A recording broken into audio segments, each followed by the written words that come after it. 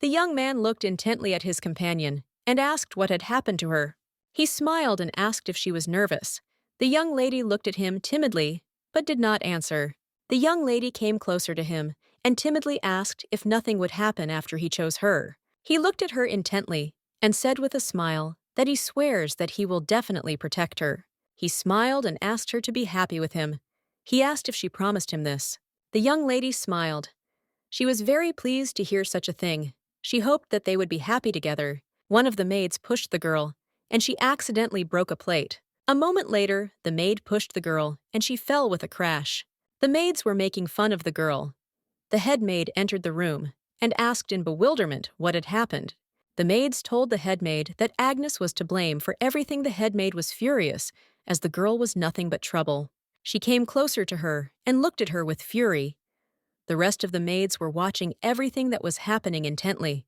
The maids on the side were mocking Agnes, and the girl in turn was trembling with fear and did not know what to answer. The head maid was furious. She looked at the girl and told her to go and clean immediately. Agnes sighed heavily and agreed with her. She was glad that she was not punished. The head maid looked at the girl with disdain and told her to clean up immediately. The head maid said with disdain that the young girl was lucky that the master had picked her up. Agnes ran down the corridor in a hurry. She was in a lot of pain.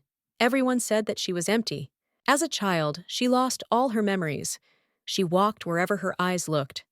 She was on the verge of death, but she was picked up. The maid looked at Agnes and told her to help her clean the garden. The maid said that it was very cold outside today, and also asked if she still didn't feel the cold. Agnes said with a sad look that it was so. Her companion did not answer. The maids whispered behind her back and said that she looked like a doll. They said that she was a ghost doll with long hair. Agnes walked slowly about her business, lost in her thoughts, not noticing anything around her. But a moment later, she accidentally collided with the young lady. Agnes was in shock. The maids were laughing at Agnes on the sidelines. They were anticipating what would happen next, because they knew that Agnes would not have it easy now. Lady Carla looked at the maid with anger and fury. She did not understand how she dared to do something like that. A moment later, Agnes fell to the floor, tears in her eyes, screaming at the young lady that she was terribly sorry. Agnes was very scared, because she knew that the lady might beat her again. Lady Carla came closer to her and asked if Agnes thought she would forgive her if she bowed before her. Lady Carla angrily kicked the maid in the face, causing Agnes to bleed. The lady shouted at the maid that she was a doll without memory, and it seemed that she had completely forgotten about good manners towards her mistress. The lady screamed at the maids that she was a dirty rat, and that her mere presence nearby was enough to dirty the mansion. Agnes, in turn, wanted it all to end quickly, but the young lady did not want to let her go like that. She took a bucket of water and said with a grin that she could help her wash herself while she poured cold water on the maid. The lady asked the maid if she thought she had become a little cleaner. Agnes, in turn, wanted everything to stop. She thanked the lady without raising her head. Lady Carla said angrily that she didn't even know how to cry, and that was simply disgusting. She said that as soon as her father gave her permission, she would throw her out that very minute. Agnes, in turn, was glad that she left. Agnes worked slowly outside. It was very hard and bad for her, as she was wet and chilled. She felt cold and pain, but she knew she couldn't show it. She knew that the master had saved her and given her a job in his mansion. She didn't care that this place looked like hell. She knew she could withstand anything. Looking at the weather outside the window, the maids whispered and said that it looked like the night would be very cold. The maid looked at the head maid and said that Agnes was acting very strangely. The maid said that Agnes had been cleaning the garden and was soaking wet and freezing, but I said that the girl deserved it. The head maid told the maid to leave her, as she didn't want anyone else to get infected. The head maid said she didn't care what happened to the girl who didn't even know where she came from. Agnes was shaking from cold and pain, asking him for someone to help her. Agnes found it difficult to breathe, but a moment later, she saw a light reminding her of her past. When she tried to reach out for help, she fell into the abyss and wondered when it happened. Memories came flooding back to her, and she saw the mansion burning in flames and her parents. The young girl was trembling with fear. She screamed and called for her parents, but all was in vain. The young girl ran hurriedly to her mother with tears in her eyes. She ran up to her mother and, falling down next to her, asked her to wake up.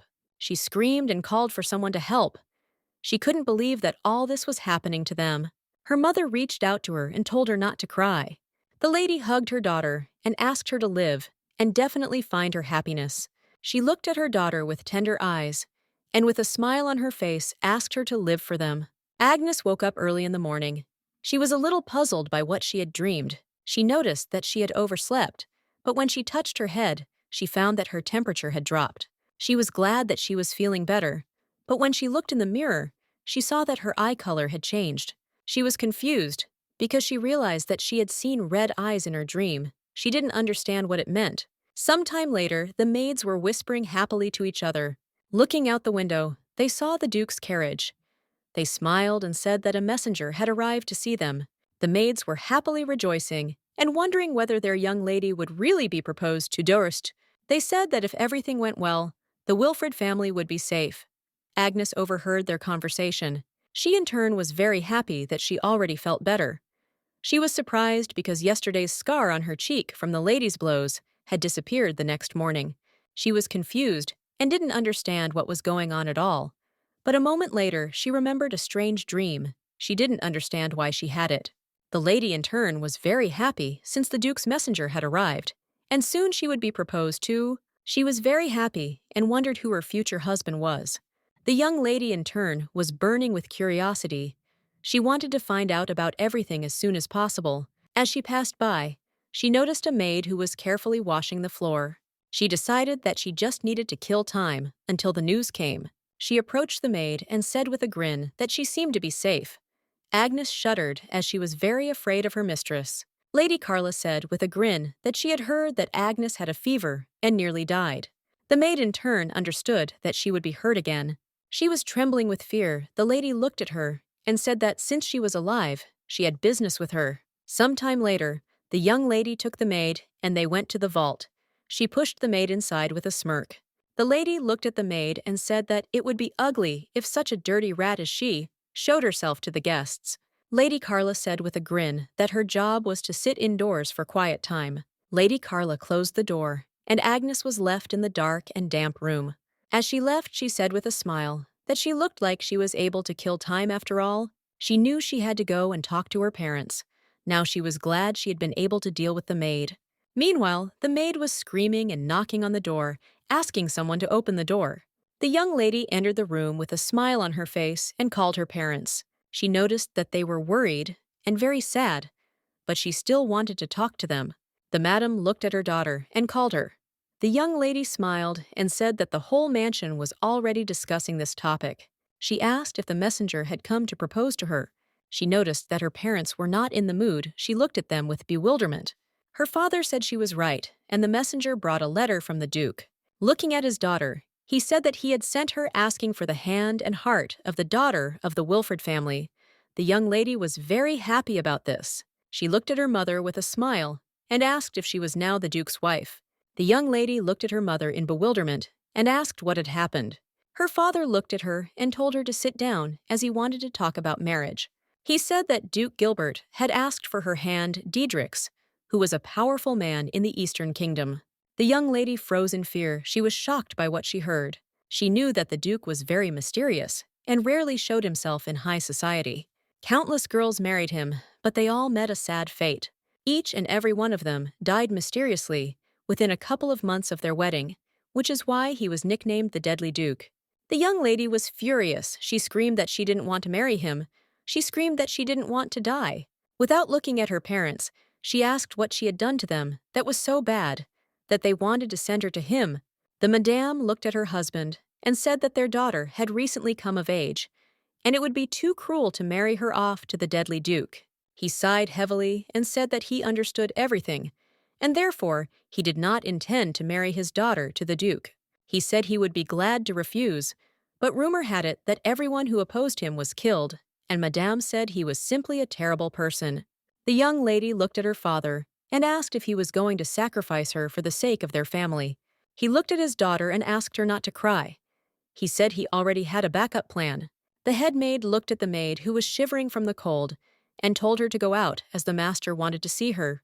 The head maid told the master that she had brought Agnes, and the maid looked at him in bewilderment. Carla looked at her father and asked angrily what the dirty maid was doing there. Looking at the maid, he said that she was the Duke's bride, as she fully deserved it.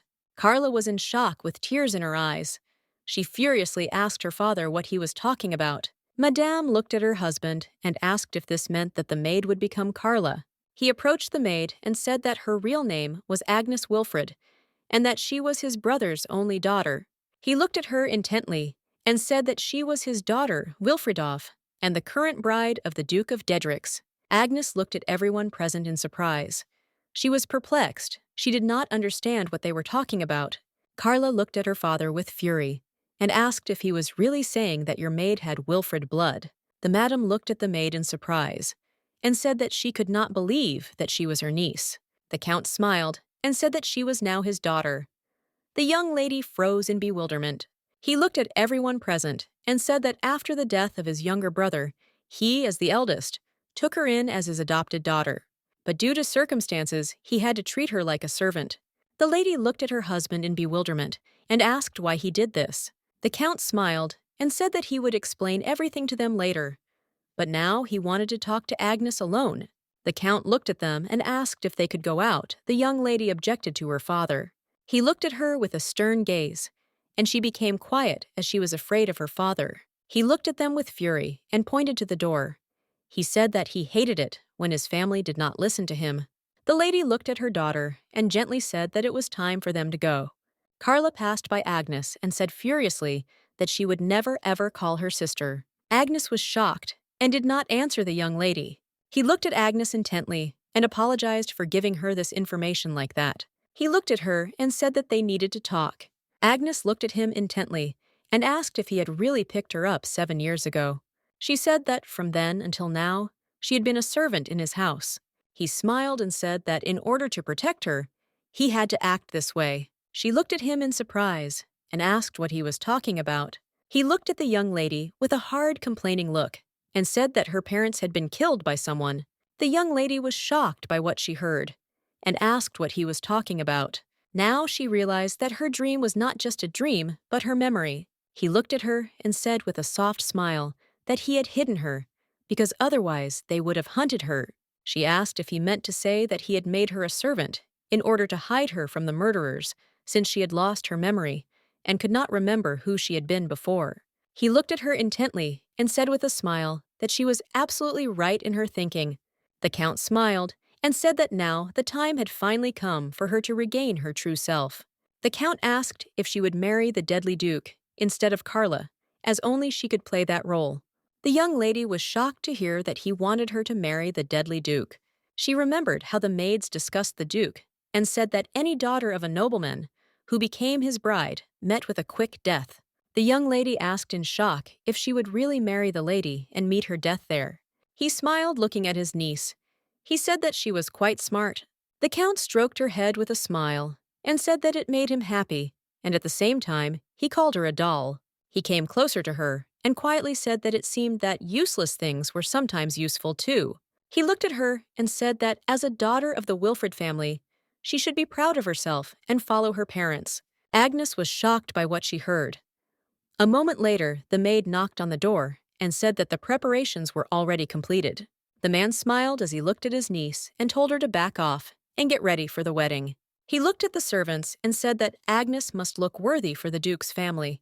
He looked at them intently and with a smile told them to immediately start making all the preparations. Some time later, the maids were busily preparing Agnes for the celebration. Agnes looked at them timidly and said that she could wash herself. The head maid said angrily that they could do nothing since it was the master's order. She looked closely at the young lady and told her not to disturb them while they worked. The head maid said that what was required of her was to be a doll until the very end. Agnes looked at them intently, but said nothing. She was bathed, her hair was brushed, and her makeup was applied, and she knew she had to put on a beautiful outfit. The head maid looked at her intently and said that dolls could be beautiful too, and from now on no one in this house would call her a servant. The maids looked at the young lady and said that the carriage had arrived. The head maid looked at the young lady angrily and said goodbye. Some time later, all the servants said goodbye to the young lady. As she walked towards the door, she noticed Lady Carla, who kept her angry gaze fixed on her. Carla looked at the young lady intently and said that just because she had changed on the outside would not change what was inside her. She said with a grin that she was sure she would be killed in less than a day. Carla said that at least somewhere the empty doll would be useful, since it would die in her place, and she should take that as an honor. She smirked and told Agnes to show her respect. A moment later, Agnes bowed to her. Carla was in shock. The man looked at his niece and said with a smile that she looked wonderful, and the Duke would be pleased with such a beautiful young lady. Agnes in turn did not answer, and slowly continued to kick the carriage. The messenger looked intently at the young lady. The man looked at the messenger and said that, as promised, he was giving away a daughter from his family, and she would marry the Duke. The messenger looked intently at the young lady and asked for her hand. The young lady walked slowly towards the carriage. She knew that she would never return to this mansion again. Agnes knew that no matter the reason the master had cared for her for many years, she knew that she should be the doll until the very end.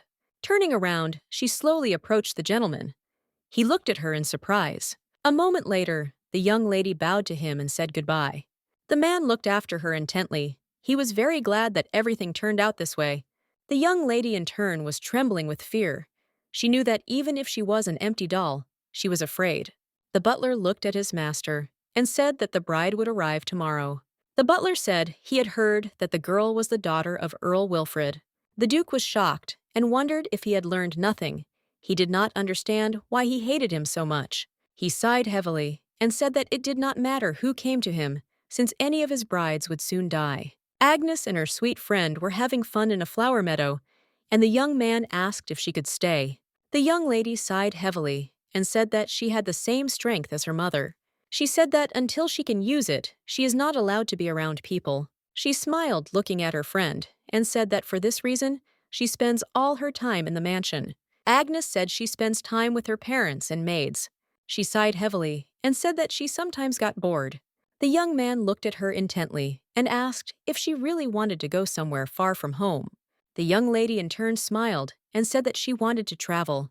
She said that she had read about it in books, and it was written there that there were many beautiful and wonderful things in cities. She said that she definitely wanted to see the mountains and lakes because she liked all of it. The young man smiled and said that he would definitely go with her. She looked at him in surprise and asked if he was sure about this. She said that her mother always told her that the streets in the city were very scary, and the young man said that he would definitely protect her from danger. She looked at him in surprise and asked if it was true, as she did not expect to hear such a thing. He smiled and said that it was true, and he made her a promise. He said that he would always protect her. He smiled and said that he wanted her smile to always remain with him. He smiled and asked why they couldn't stay together forever. The young lady in turn smiled and said that she agreed. The young lady woke up in the carriage. She sighed heavily, but was glad that she had a good dream. The man looked at the young lady and said that they were almost there. Agnes looked out of the window, amazed by the beauty around her. She remembered the Count who had said with a smirk on his face that she would marry the deadly Duke. She remembered how he told her that she would definitely die in a couple of months. The lady was amazed, as she had completely forgotten about it. The man looked at her in surprise and asked if something was bothering her. Agnes looked at the man intently and asked what kind of person the Duke was. The man sighed heavily and, hesitating, said that the Duke was a wonderful but terrible gentleman.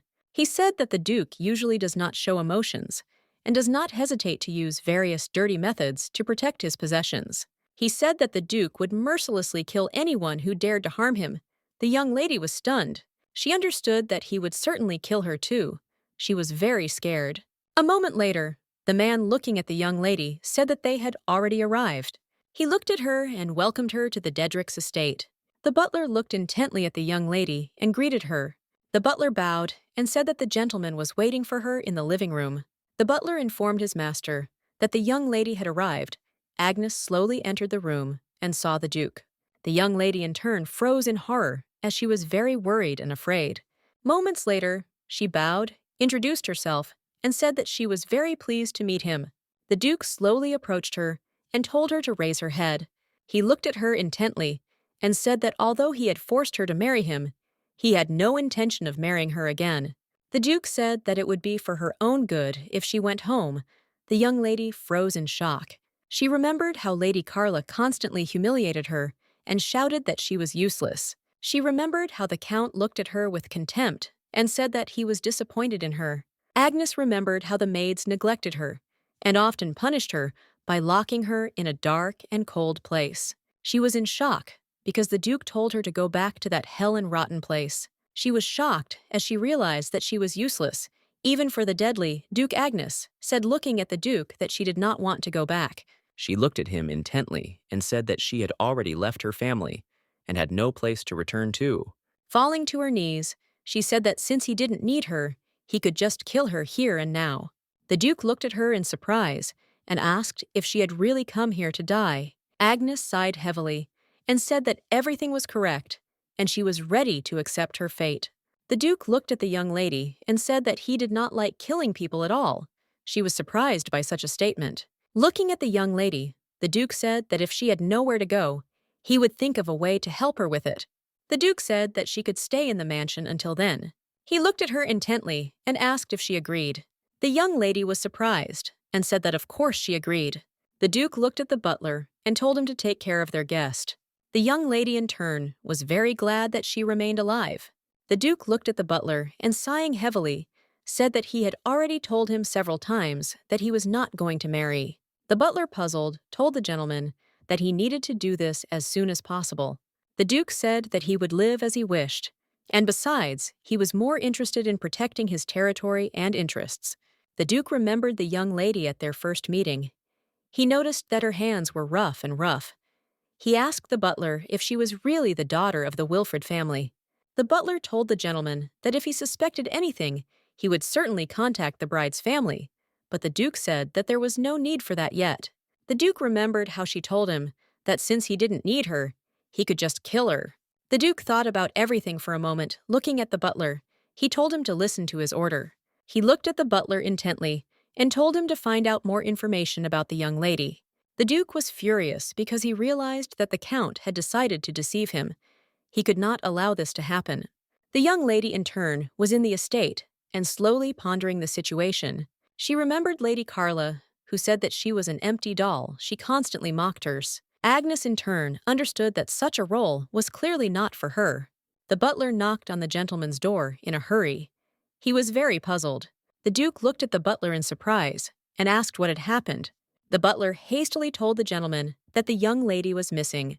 The Duke was shocked and did not understand what he was talking about. He did not understand where the young lady could have disappeared to. The butler looked at the gentleman intently and said that he had already ordered the maids to find her.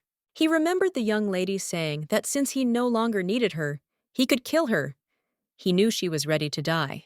The young lady, in turn, was slowly cleaning the estate.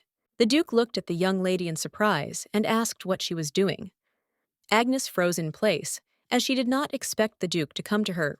She looked at him closely and said that the windows from her room looked out here, and she saw how the wind had blown a lot of leaves and decided to tidy up a bit. She looked at the Duke intently and said that he had not given such instructions, so it was her initiative. He looked at her in surprise and said that this was the work of servants. He asked if she had really come here as a servant. He looked at her intently and told her to give him an answer to his question immediately. The young lady bowed and asked for forgiveness, saying that she should have asked his permission first. He looked at her closely and said that nevertheless, she had cleaned a lot and she had done it all by herself. He wanted to thank her. She froze in shock as she did not expect to hear something like that. The young lady was amazed as no one had ever thanked her before. A moment later, a cold wind blew, and the young lady in turn realized that she might get sick again. But a moment later, the Duke wrapped her in his cloak, and Agnes froze in place. He looked at her intently and said that dinner would be ready soon. He asked why they didn't go back to the mansion. The young lady in turn froze in place. She was surprised, and she felt very warm in his cape. Some time later, they were both eating in the large living room.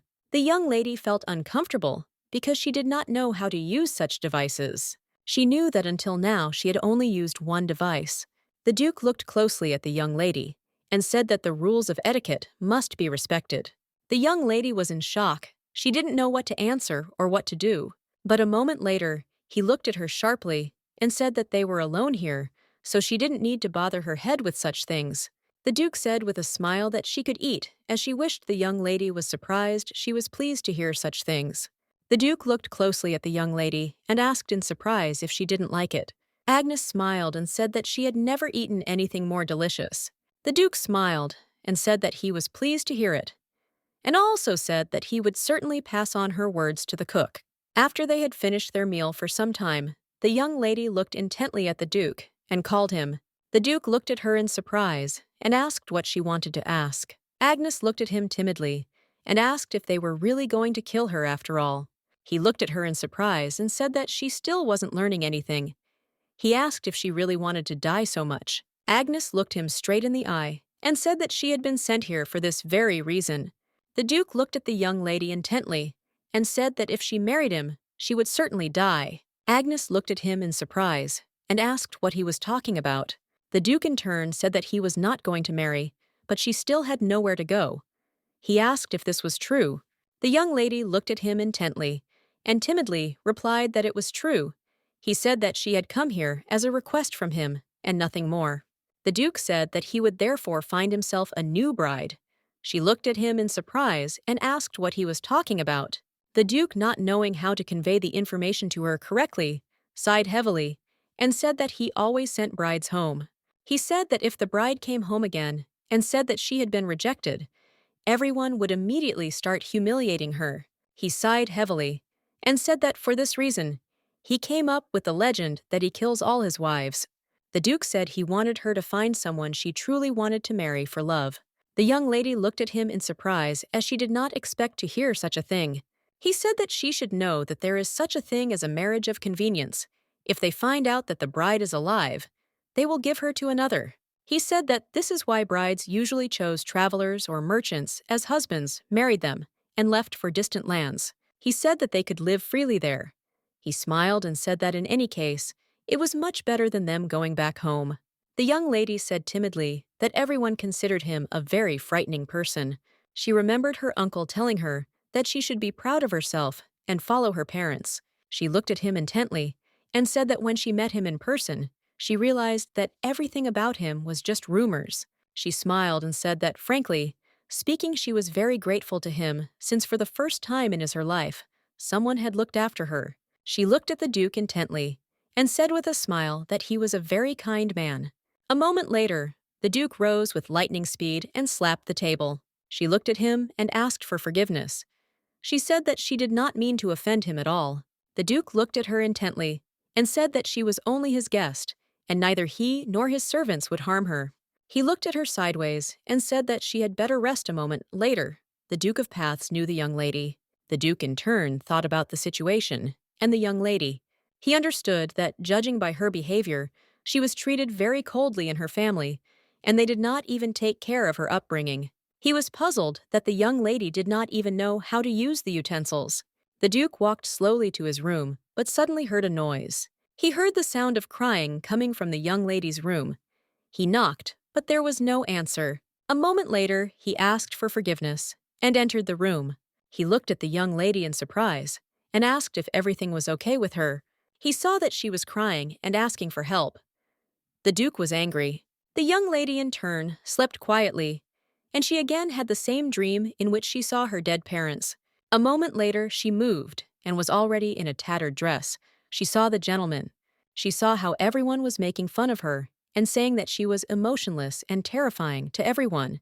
They said that she was like a doll. Agnes asked for help a moment later. She woke up to see the Duke, who was anxiously asking if she was okay. The young lady looked at him in surprise with tears in her eyes. The Duke asked her forgiveness for entering the room without her permission. He said that he was passing by and heard her crying. Since she did not answer him, he decided to go in. The young lady looked at him in surprise and a moment later noticed that she had been crying. The Duke looked at her intently and asked if she had had a nightmare. With tears in her eyes, she said that she had dreamed of memories from her childhood. She said that unfortunately she could only watch, so she cried. The Duke sighed heavily and said that it seemed like she had been through a lot.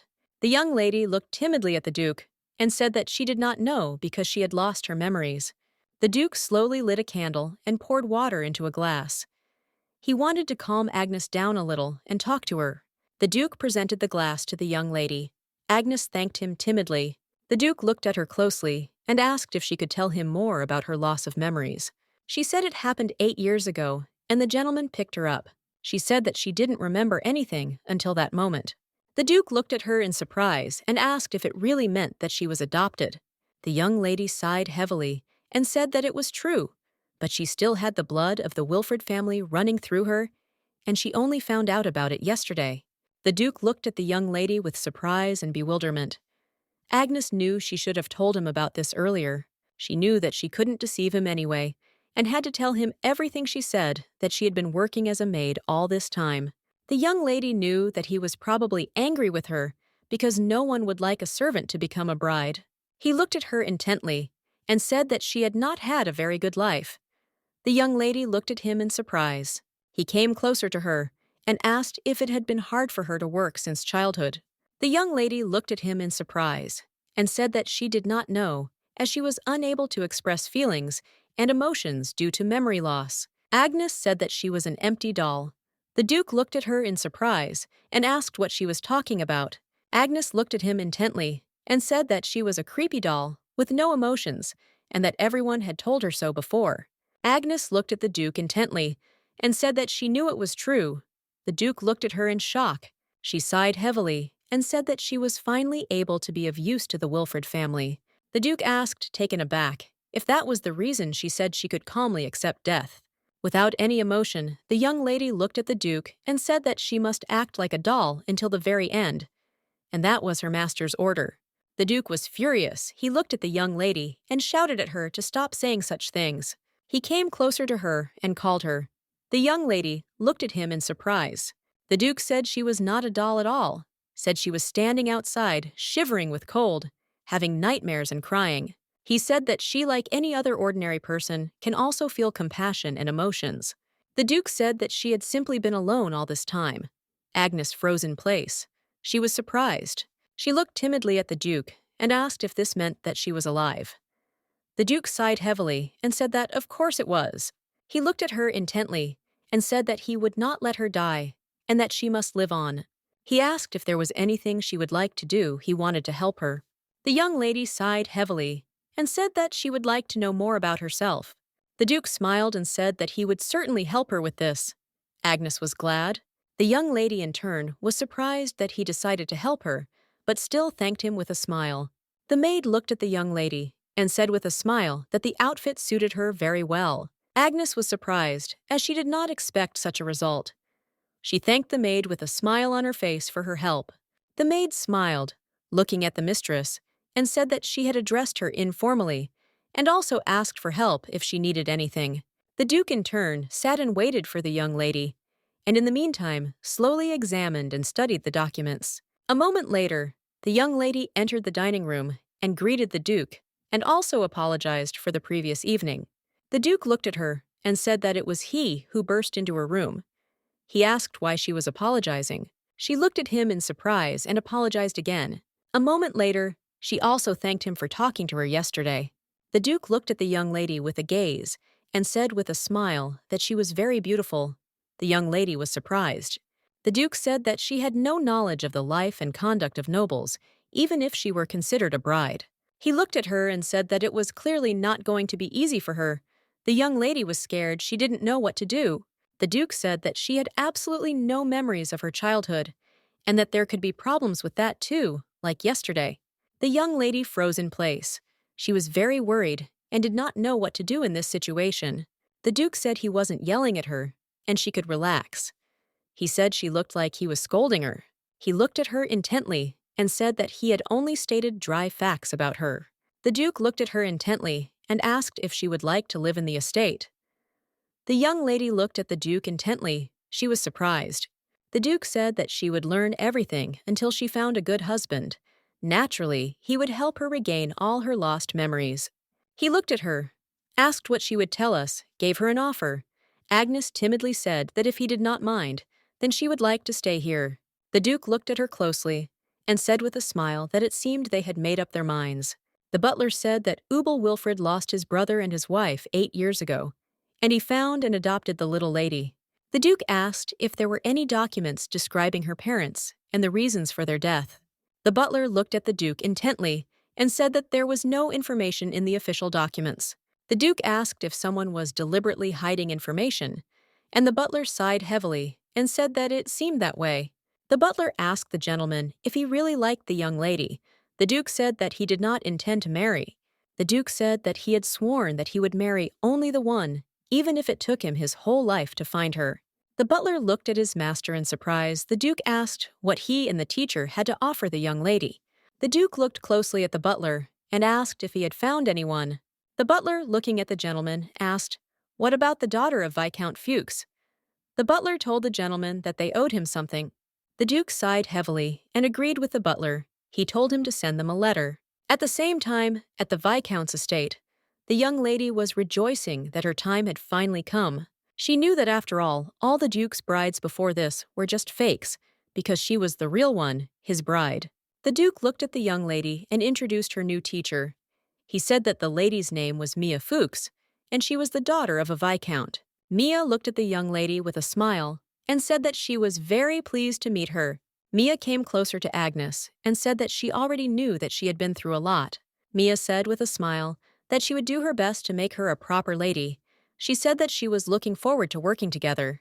Mia looked at the young lady and asked if anyone had ever told her that she was a real beauty. Mia said that although they were teacher and student, they were the same age and could get along. The Duke looked at Agnes and told her not to overdo it with her studies. The Duke looked at Mia and said with a smile that he was counting on her. Mia looked at the Duke with a smile and said that everything would be done in the best possible way. As he left, the Duke smiled and told Agnes that they would see each other later.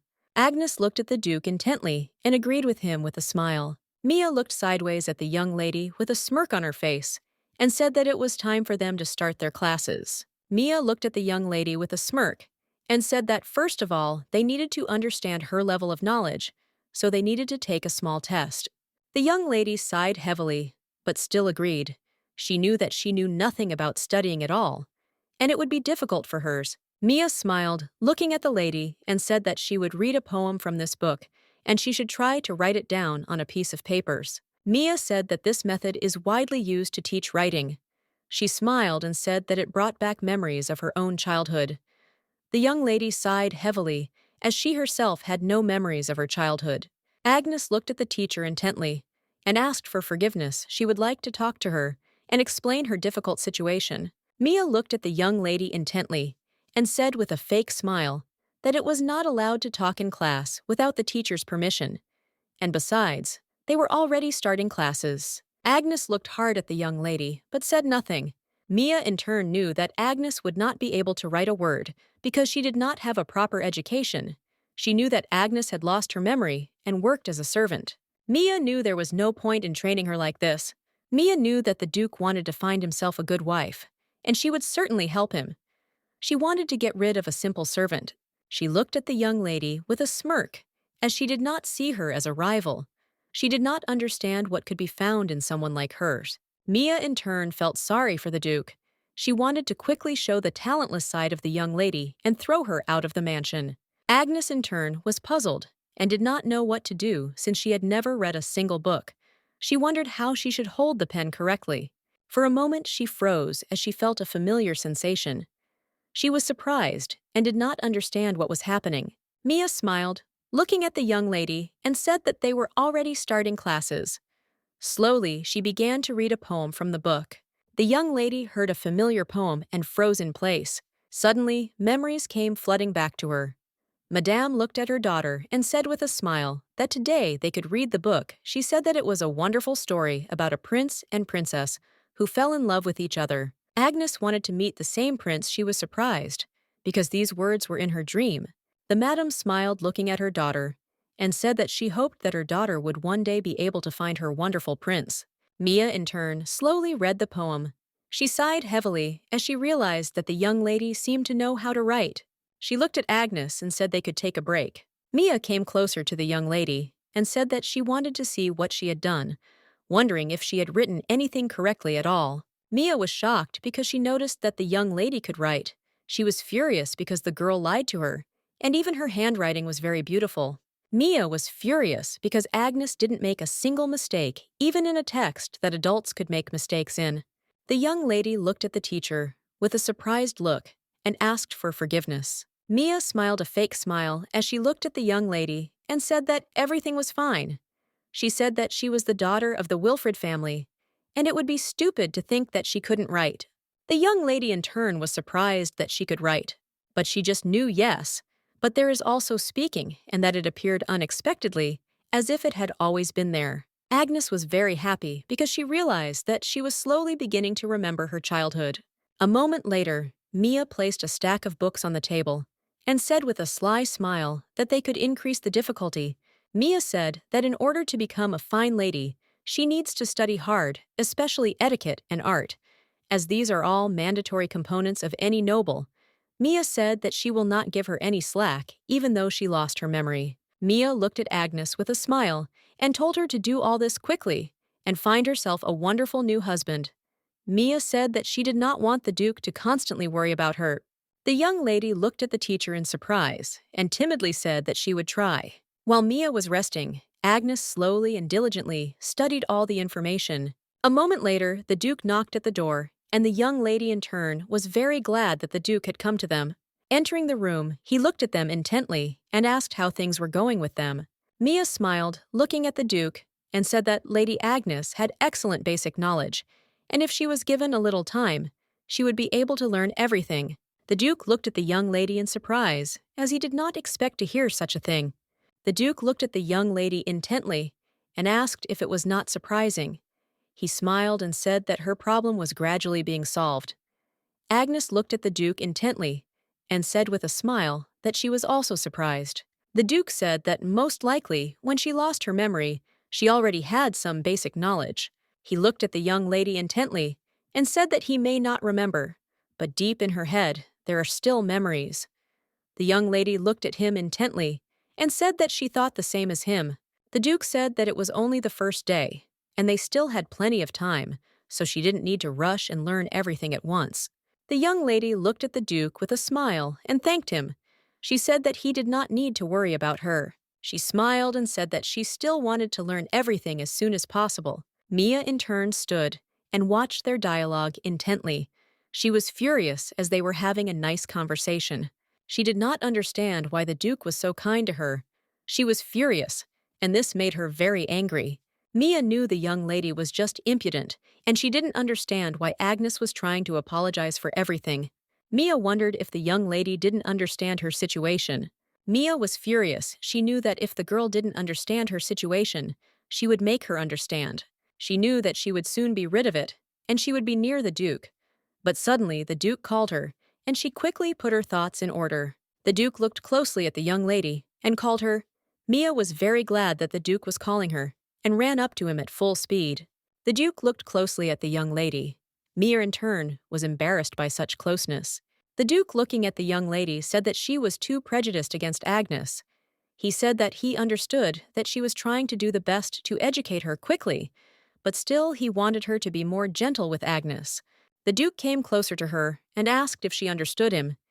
He said that if he saw two difficult tasks again, she would have only herself to blame. The young lady was surprised. She did not expect to hear such a thing. As he left, the Duke turned and looked at the young lady with a smile. He said that they would see each other at dinner. Agnes, in turn, saw the Duke off with a smile. She was very glad that he took care of her. Mia was very angry. She did not understand why the Duke treated her like that. Agnes looked at the teacher in surprise and called her. She did not understand her change of mood. A moment later, Mia came closer to her and pushed her away with fury. Mia looked at the young lady with a smirk and said that she had overdone it a bit. Agnes looked at the teacher in surprise. She didn't understand what had happened and why she was treating her like that. Mia smiled a fake smile and looked at the young lady and said that she wanted to ask her something. Mia asked if she was really going to take the Duke away from her. Mia said that, after all, he already had a bride, and he had been looking for a long time. Agnes looked at the teacher in surprise. Mia smiled and said that he had promised his bride, when he was little, that he would marry her.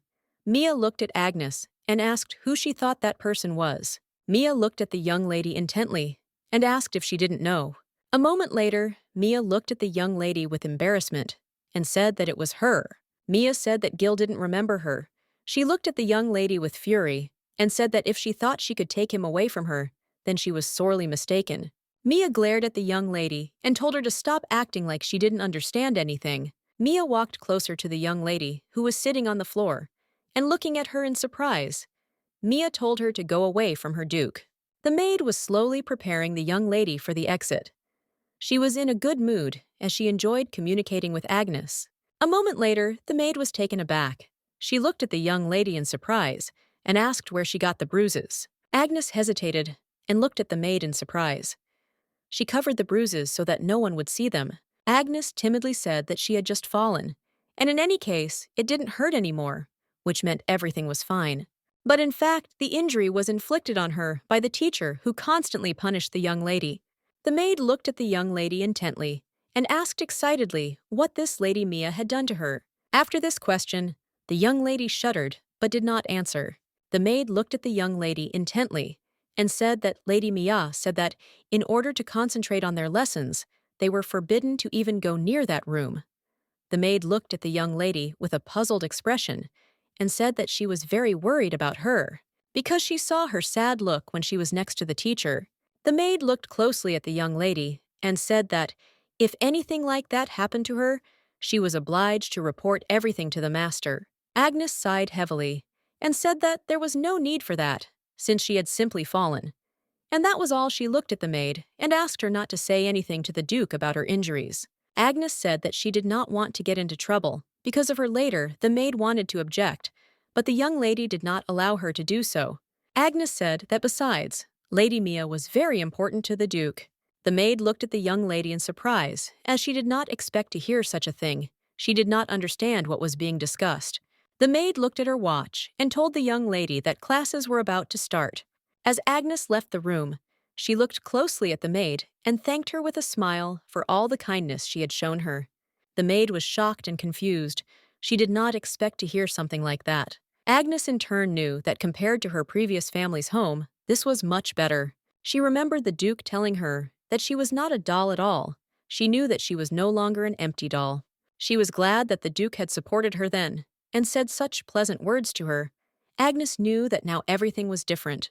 The young lady entered the classroom and greeted her teacher with a smile. She looked at her intently and said that she was looking forward to their lesson. Mia looked at the young lady in surprise, but still greeted her with a fake smile.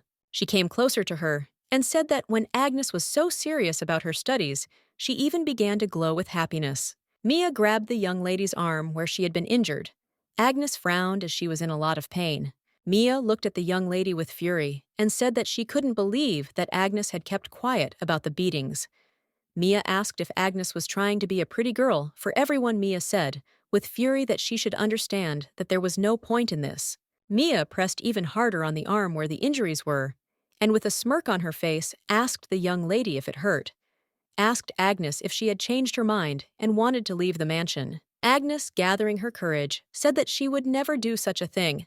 Agnes looked at her teacher and asked why she was so eager to throw her out of the estate.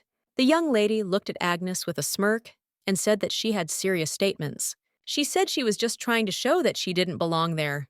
Agnes looked at her teacher in surprise and bewilderment. Mia said that she also had to marry a stranger and die at his hands. Mia looked at Agnes intently and said that her family would never see her again. She asked with a smirk if that wasn't sad. Mia said that while it was not too late, she could go home. She looked closely at the young lady and asked if Agnes understood what she was talking about now. Agnes looked at her teacher and said that although she said so, she still had no home to return to. Mia was stunned by this statement. She did not expect to hear something like that. But a moment later, she said that nothing could be done about it. Mia looked at the young lady closely and said with a smirk that they needed to study, and today she would learn to play the piano. Mia looked at the young lady and, pointing to the notes, told her to try to play this melody. Agnes was puzzled. Since this was her first game, she understood that there would be punishment here.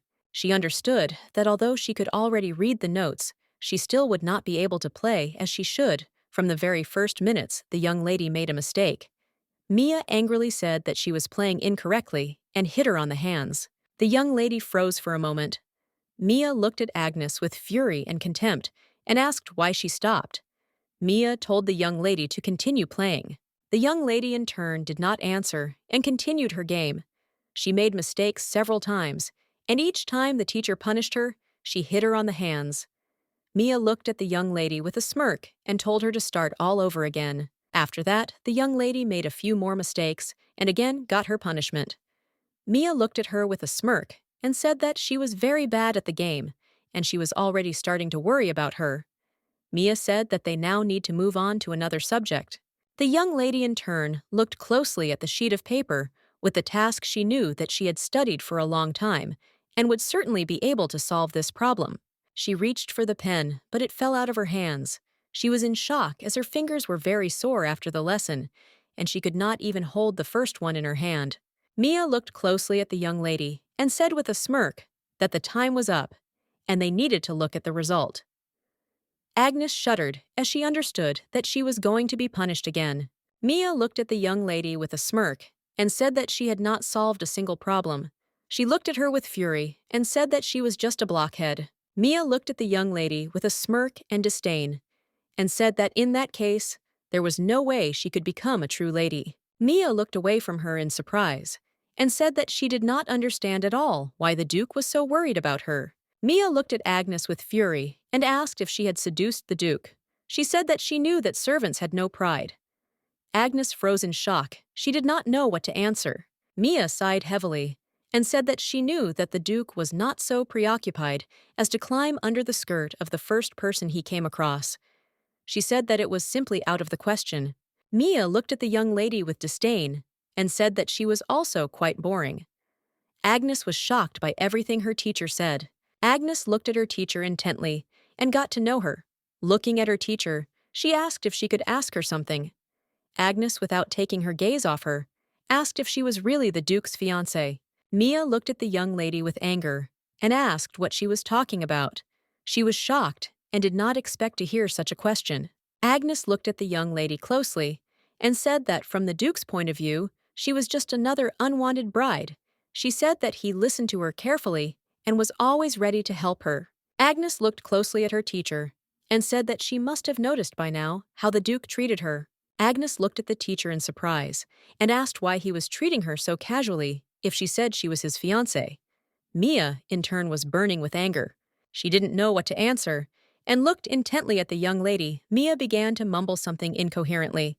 A moment later, she said with a puzzled smile that it was all because of the promise he made to her as a child.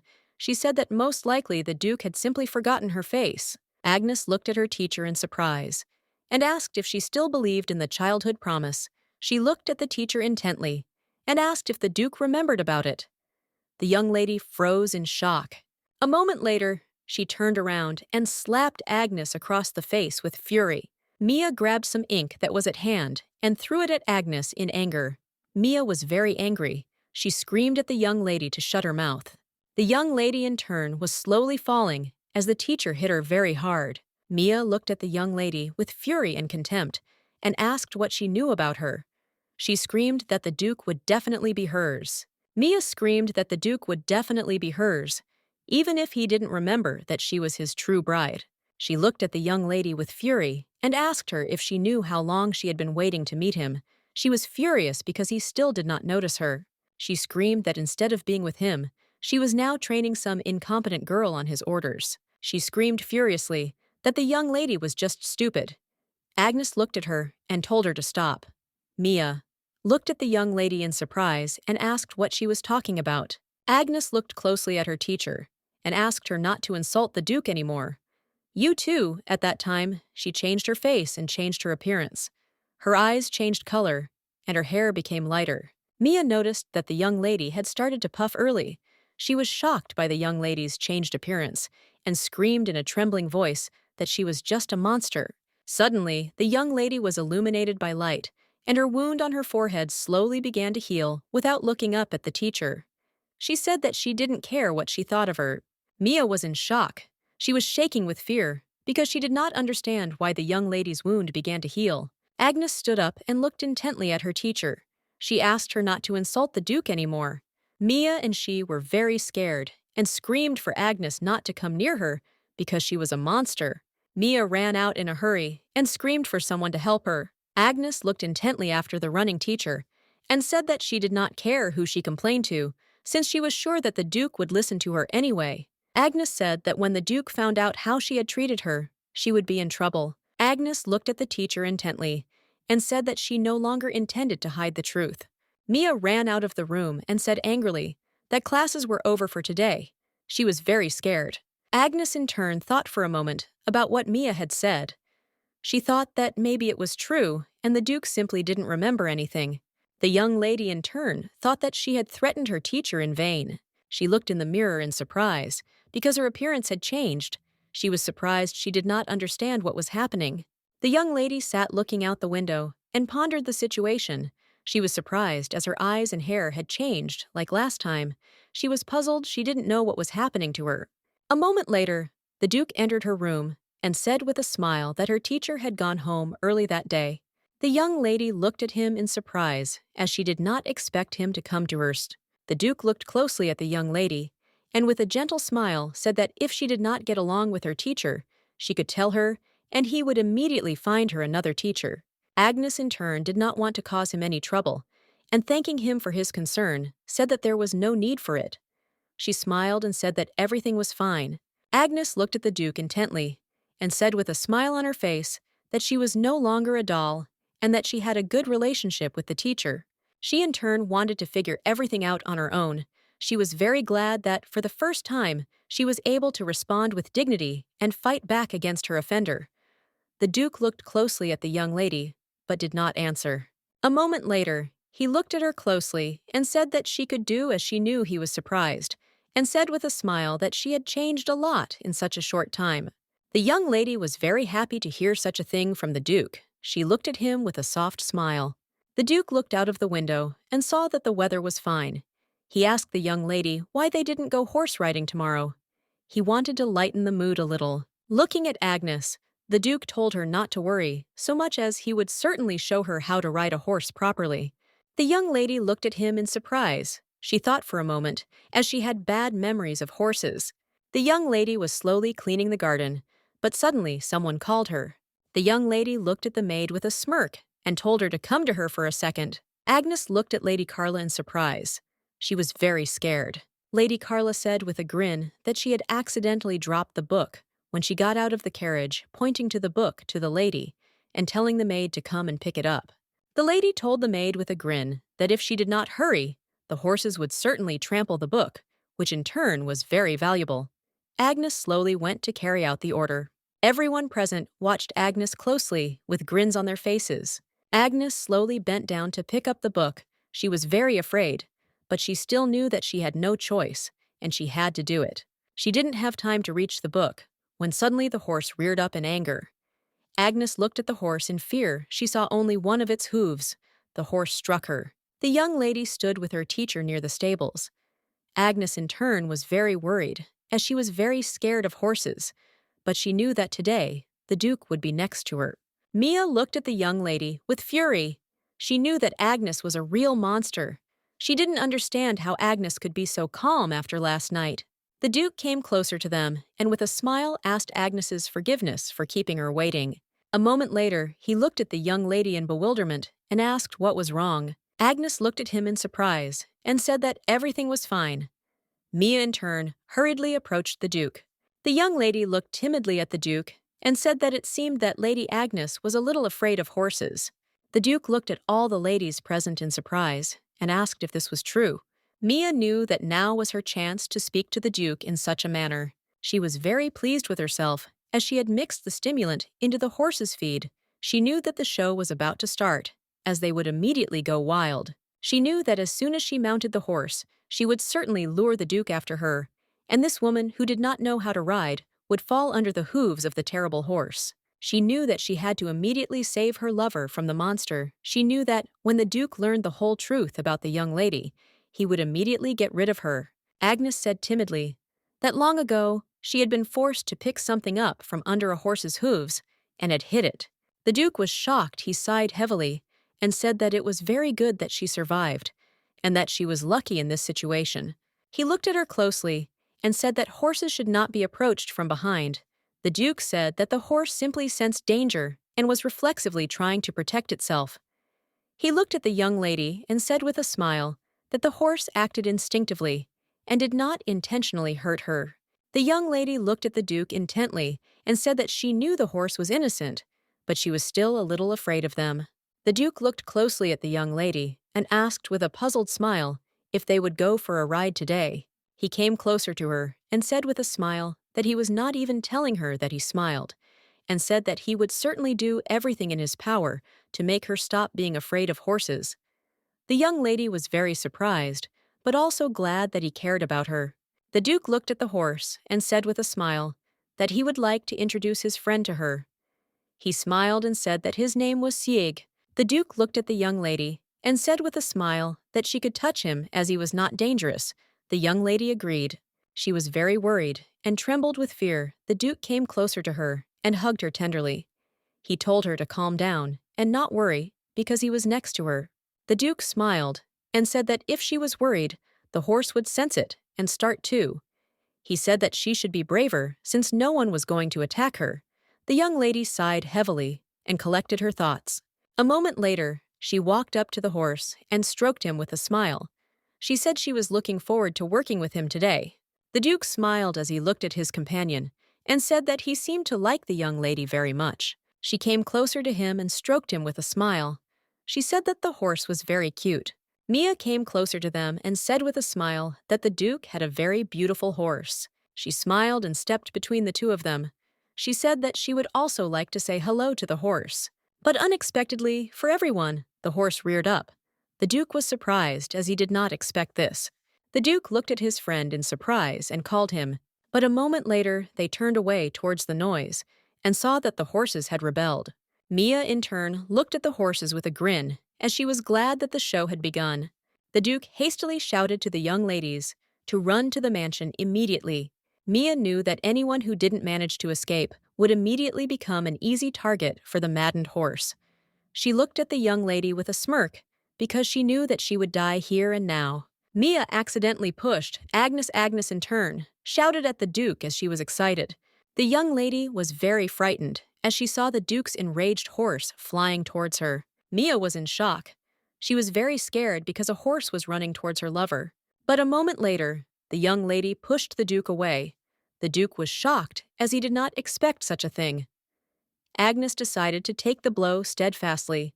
She looked intently at the horse that was racing towards her. The Duke stood frozen in shock as he looked at the young lady who was falling before him. He shouted at her in rage, but unfortunately, he did not hear a response. A moment later, he picked her up in his arms. Mia screamed in horror. She was in shock because she did not expect that everything would turn out this way. The men came to the young lady in a hurry and asked her to calm down. Otherwise, the horses might go crazy again. The man shouted that she needed to be taken to the mansion. The young lady in turn shouted that she was very scared, and she was very afraid. She called for the Duke. She looked at the Duke intently and screamed furiously, but he did not answer as he was busy bandaging the young lady's wound. With tears in her eyes, she screamed that she had also suffered. She screamed and called for the Duke, but all was in vain. She saw him leaving with the young lady in his arms. She screamed that she was also very scared and that she was afraid. She looked after the Duke in bewilderment because she did not understand why he did not choose her. She was furious because she knew that this was not a woman but real monsters. The Duke looked at the young lady with puzzlement and intentness. He saw that she had a serious wound. He was agitated and did not understand why she did this. Some time later, the maids looked after the young lady with tenderness and care. The Duke looked at the man closely and asked if there was anyone else who had been hurt in the skirmish with the horses. The man looked at the gentleman closely and said that only the young lady had been hurt, as the horses had calmed down, and there was no cause for concern. The man looked at the gentleman closely and said that evidence had been found that some sort of stimulant had been added to the food. The Duke frowned for a moment and sighed heavily, saying that there was a possibility that an attempt had been made on his life. He looked at the man and said that the investigation needed to be continued.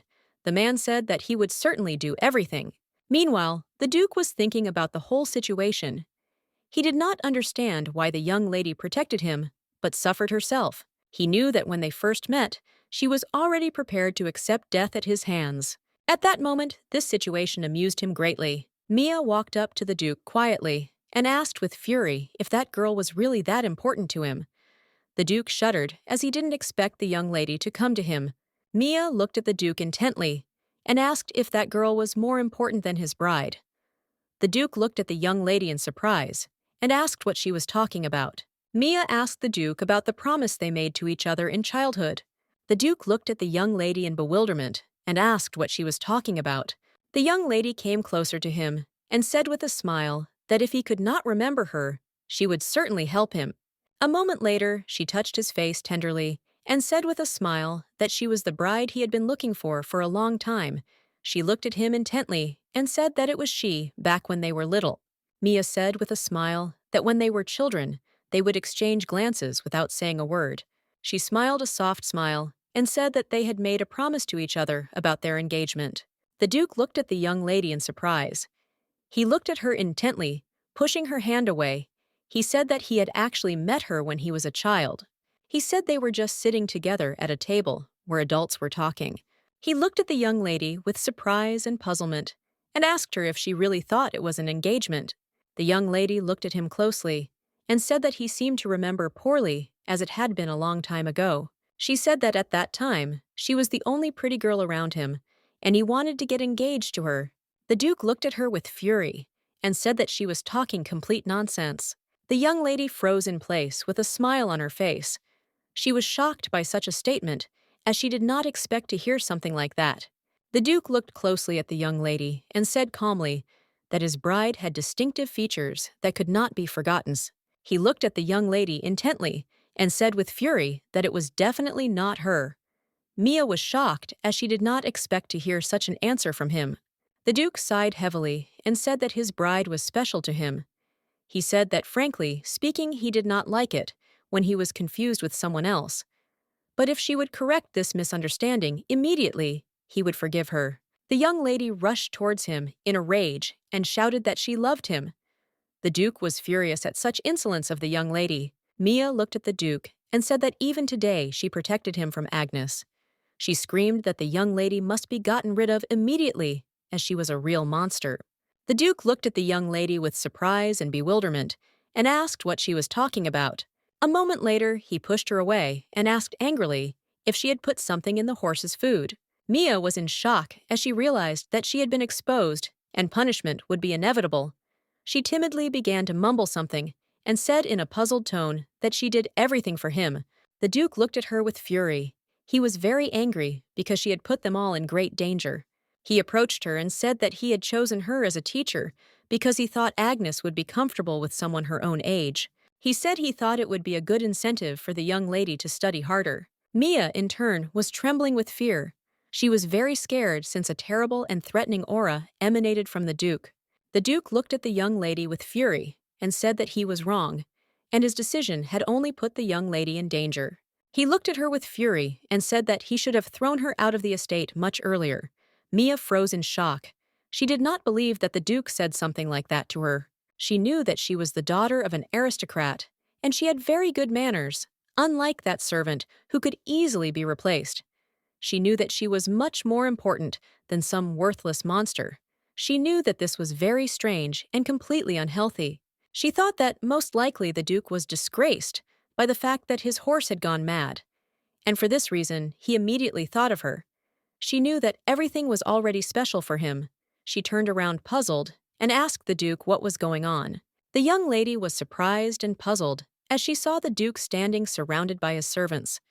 The Duke looked at her with rage and said that she was a criminal who had attempted his life. He ordered the servants to seize her immediately. The young lady was stunned.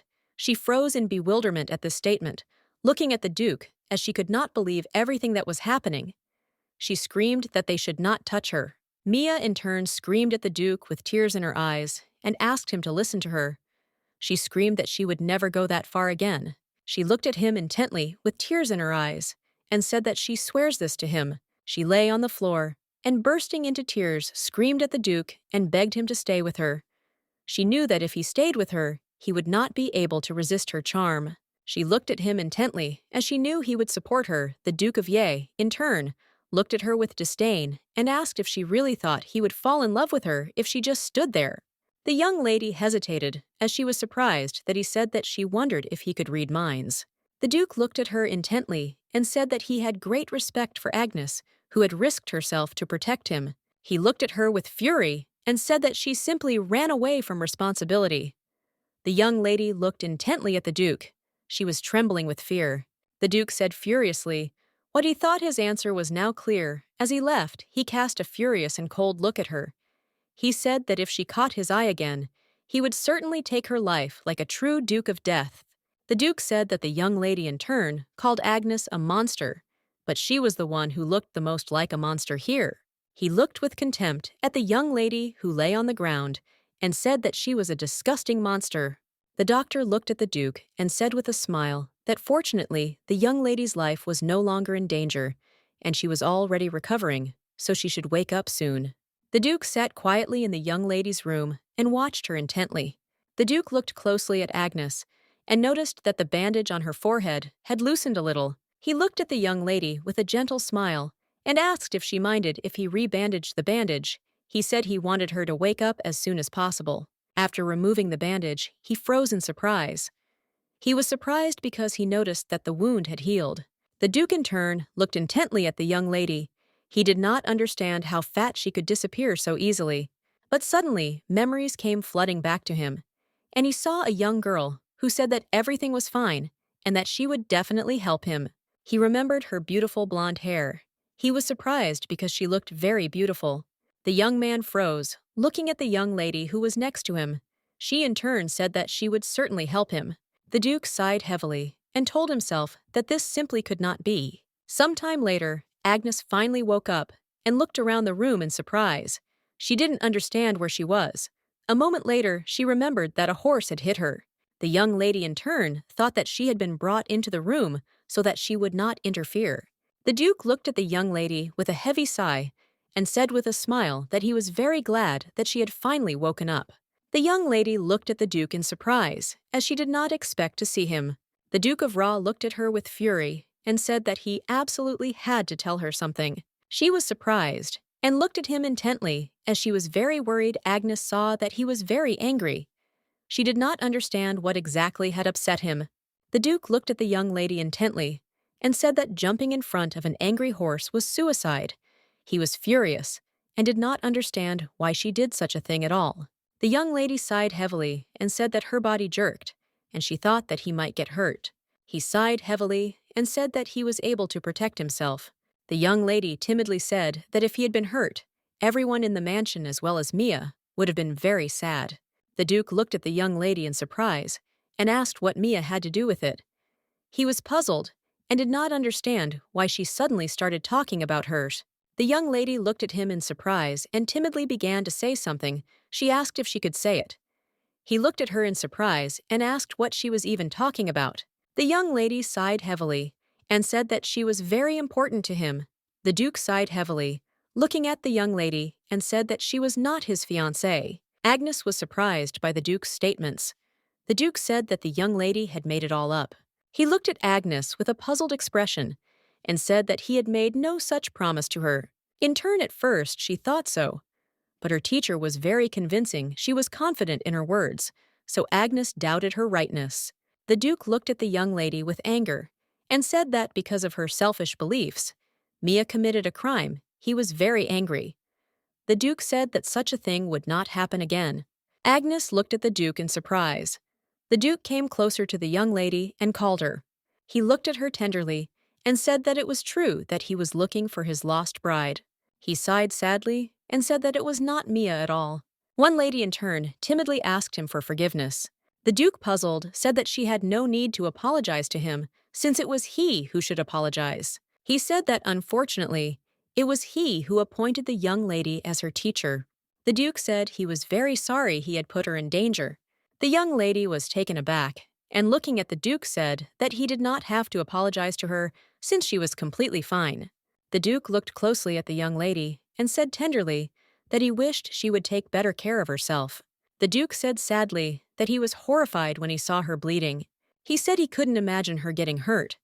He looked at her and said tenderly that she had to imagine that someone important to her would get hurt. He said that she would be very sad. The young lady in turn was surprised, as she did not expect that she was important to him. She remembered how he said with a smile on his face that he would not let her die, and she would live on. Then he asked her if there was anything she wanted to do. She looked at the Duke intently and said with a smile that she was very glad that he was safe. The Duke smiled and said that he was perfectly fine, and also thanked her, as he was very worried about her. The young lady looked at the Duke and said with a smile that he didn't need to worry about her at all.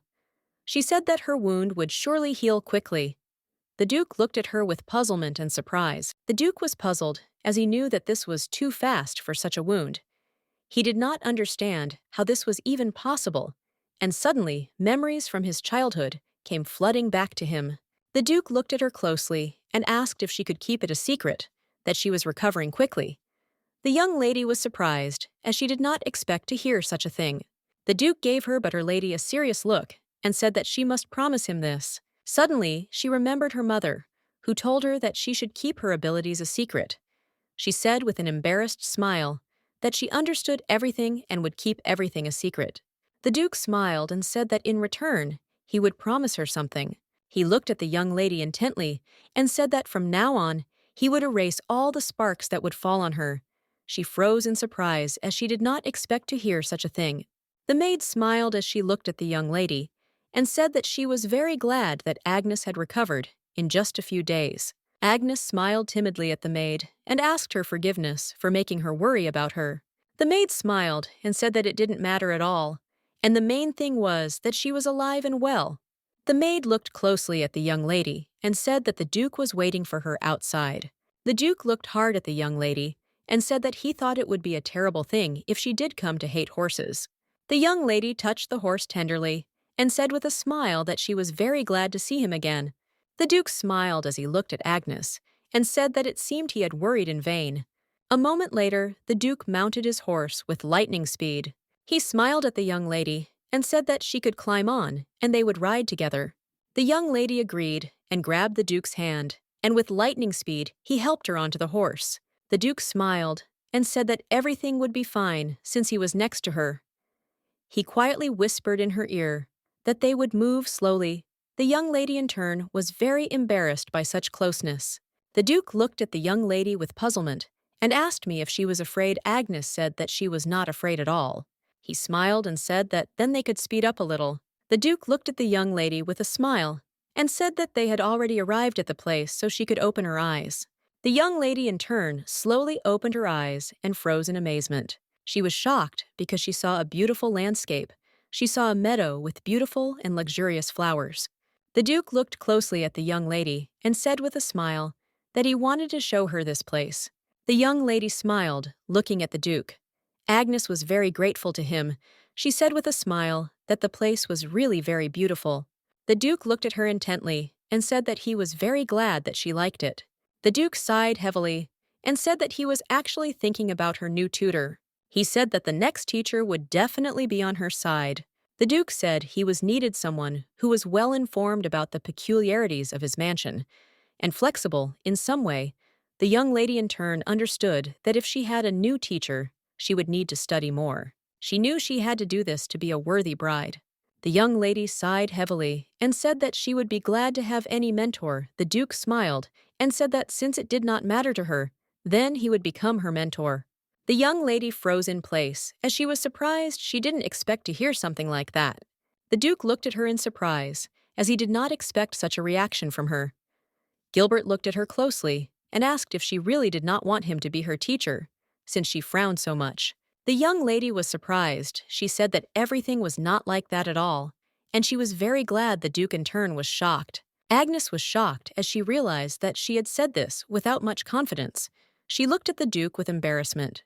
The young lady looked at the Duke intently and thanked him.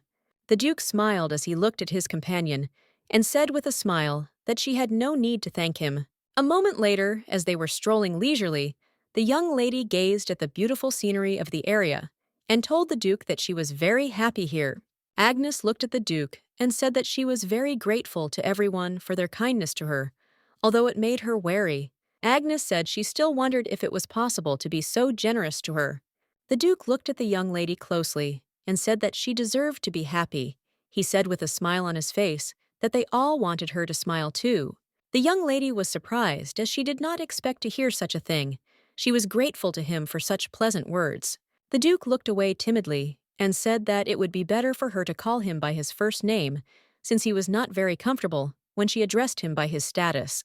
The young lady looked at him intently and thanked him with a smile and also called him by name. The servant looked at his master intently and said that Agnes was supposed to die when she married the Duke of Death, but she was still alive. The Count said with a grin on his face that everything was going according to plan. The servant looked at the Count with puzzlement and asked if he was not surprised. The Count said with a grin on his face that he had waited 10 years, but unfortunately, she never woke up. The Count said that the proposal of marriage came just in time, and for this reason, he sent her to the Duke of Death. He wanted her to enjoy this calm while she could. The Duke looked at the delicate flower and said with a smile on his face that this blue flower was called Irene. He looked at the flowers puzzledly and said that he was not sure about those red flowers, since they still looked like purple ones. The young lady looked closely at the flowers and said with a smile that they were sepiora, both red and purple.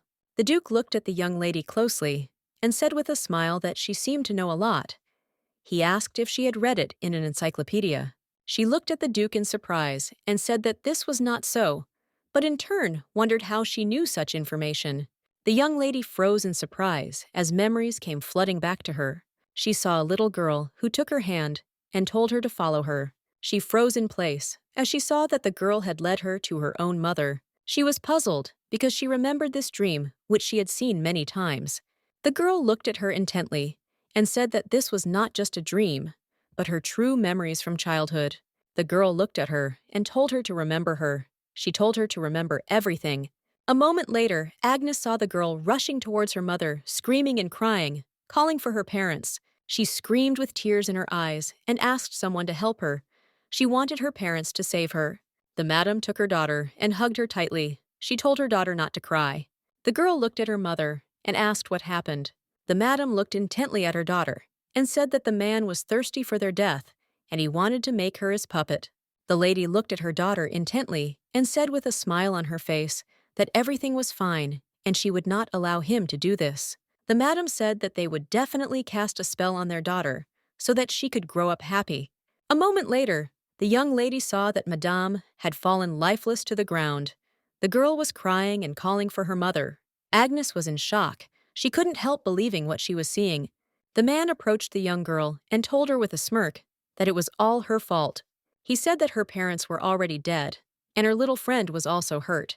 He came closer to her and said with a smirk that it was all her fault, because if she had calmly gone with him, then nothing like this would have happened. The young lady was shocked as she realized that this was her past. Now she knew that her parents were no longer in this world. The young lady looked at the girl and said that it looked like she was her as a child. The girl sighed heavily and said that it was so, and also called the young lady to follow her. The man looked at the girl with a grin and said that he finally got her.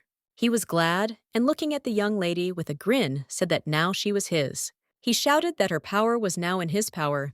The young lady in turn trembled with fear and cried. He screamed that she was his property, taking her hand.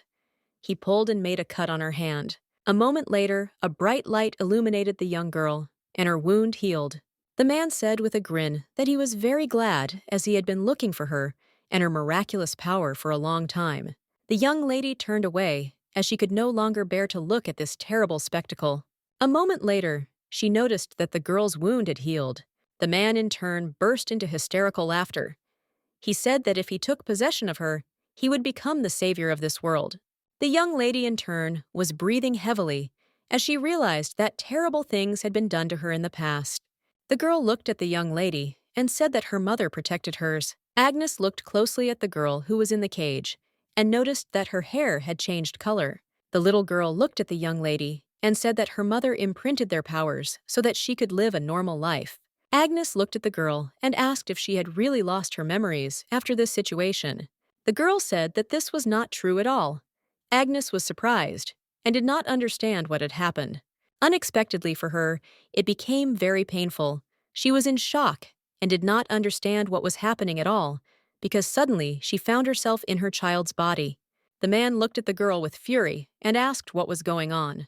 The girl looked at the man confused and frightened, but a moment later he injured her and cut her arm. The man was furious, because the girl's wound was not healing early. He shouted that this simply could not be. Agnes was in shock, because it was very painful, and she wanted it all to stop. The man was furious because he could not understand why her strength was gone. He screamed that he would not allow this to happen. He screamed in rage that this simply could not be the man, screamed that her power belonged to her. He was very angry and struck her with rage. The young lady fell down. She was in great pain and trembling with fear. The man, in turn, continued to shout at her with rage. A moment later, he angrily grabbed her by the hair and told her to forget everything that had happened earlier. He screamed that she would live here as a doll until the day her power returned. He looked at her with fury and contempt and said that this was her punishment. The young lady was in shock and cried as she realized what she had been through. The Duke looked at the young lady with surprise and bewilderment and called her. He extended his hand as he wanted to touch her. The Duke asked in surprise what had happened to her, but the young lady in turn saw only a ghost of the past. She was shaking and crying, and unexpectedly for her, her eye color changed. The young lady pushed the Duke away in a hurry and ran to the side. The Duke was shocked because he saw her true eyes. The young lady in turn ran and screamed at the Duke not to come near her. She was in shock. She was in great pain and fear. The Duke screamed and ran after her. He shouted at her to be careful, but the young lady did not listen to him and continued running, but suddenly she tripped and fell. The young lady fell into the water and slowly sank to the bottom. Now she realized that she had lost everyone she thought it was her fault. She was very cold, and she could hardly breathe. She understood that a little more, and everything would end. But suddenly she saw the Duke's eyes. He grabbed her hand. The Duke pulled the young lady out of the lake with lightning speed. He was in shock and called out to her. He looked intently at the young lady and called out her name, but she did not respond. A moment later, she looked at him intently and surprised, and finally responded. He looked at her in surprise as he noticed that her eye color had changed again. Some time later, the Duke lit a fire, and looking at the young lady, asked what had happened to her. He was puzzled by the situation, and asked if she was okay. The young lady said she was fine, and also asked for forgiveness. She said he was soaking wet because of her. The Duke sighed heavily and said that there was nothing to worry about, and the main thing was that she was now safe. The young lady said puzzled as her memories suddenly came back to her. She looked at the Duke intently and said that unfortunately her memories had not returned to her completely. She sighed heavily and said sadly that when she was little, her house caught fire, and her parents who were inside were surrounded by fire. The young lady was shaking with fear. She said she remembered them, Agnes. She said she saw them die. In a trembling voice, she said that she was later caught by someone, and he kept cutting her with a knife over and over again. The Duke was shocked by her story and could not utter a word. The young lady thought about her power for a moment as she remembered it, clearly remembered how her wounds healed themselves. She thought that it was truly a great miracle, but she still did not understand why this happened. Now she knew that her mother had changed her appearance with her mysterious power. The young lady was trembling with fear. She did not understand who she really was. The Duke looked at the young lady with puzzlement and surprise, and told her not to push herself so hard. The young lady said that she was very scared and in pain. She looked at the Duke with puzzlement, and with tears in her eyes asked why this happened. She said that she had to leave, and she ran, and then fell into the water. The Duke sighed heavily, and looking at the young lady, said that unfortunately, her memories and reality were mixed together. The young lady was very much frightened and puzzled by the situation. She wondered what else she had forgotten. Agnes wondered if she really was a monster. With lightning speed, the Duke embraced the young lady. He shouted to her that this was not so at all. The Duke told the young lady that she was not a monster at all. He did not want her to think so. He sighed heavily and said that he was finally able to hear her sincere feelings. He said that she unfortunately had to endure a lot of pain. Agnes looked at the Duke with tears in her eyes, and timidly, with a trembling voice, asked if she could stay at the estate. The Duke looked tenderly at Agnes and said that, Of course she could stay. He said with a gentle smile that he would dispel all the sparks that would fly in her direction. He smiled and said that he made her a promise.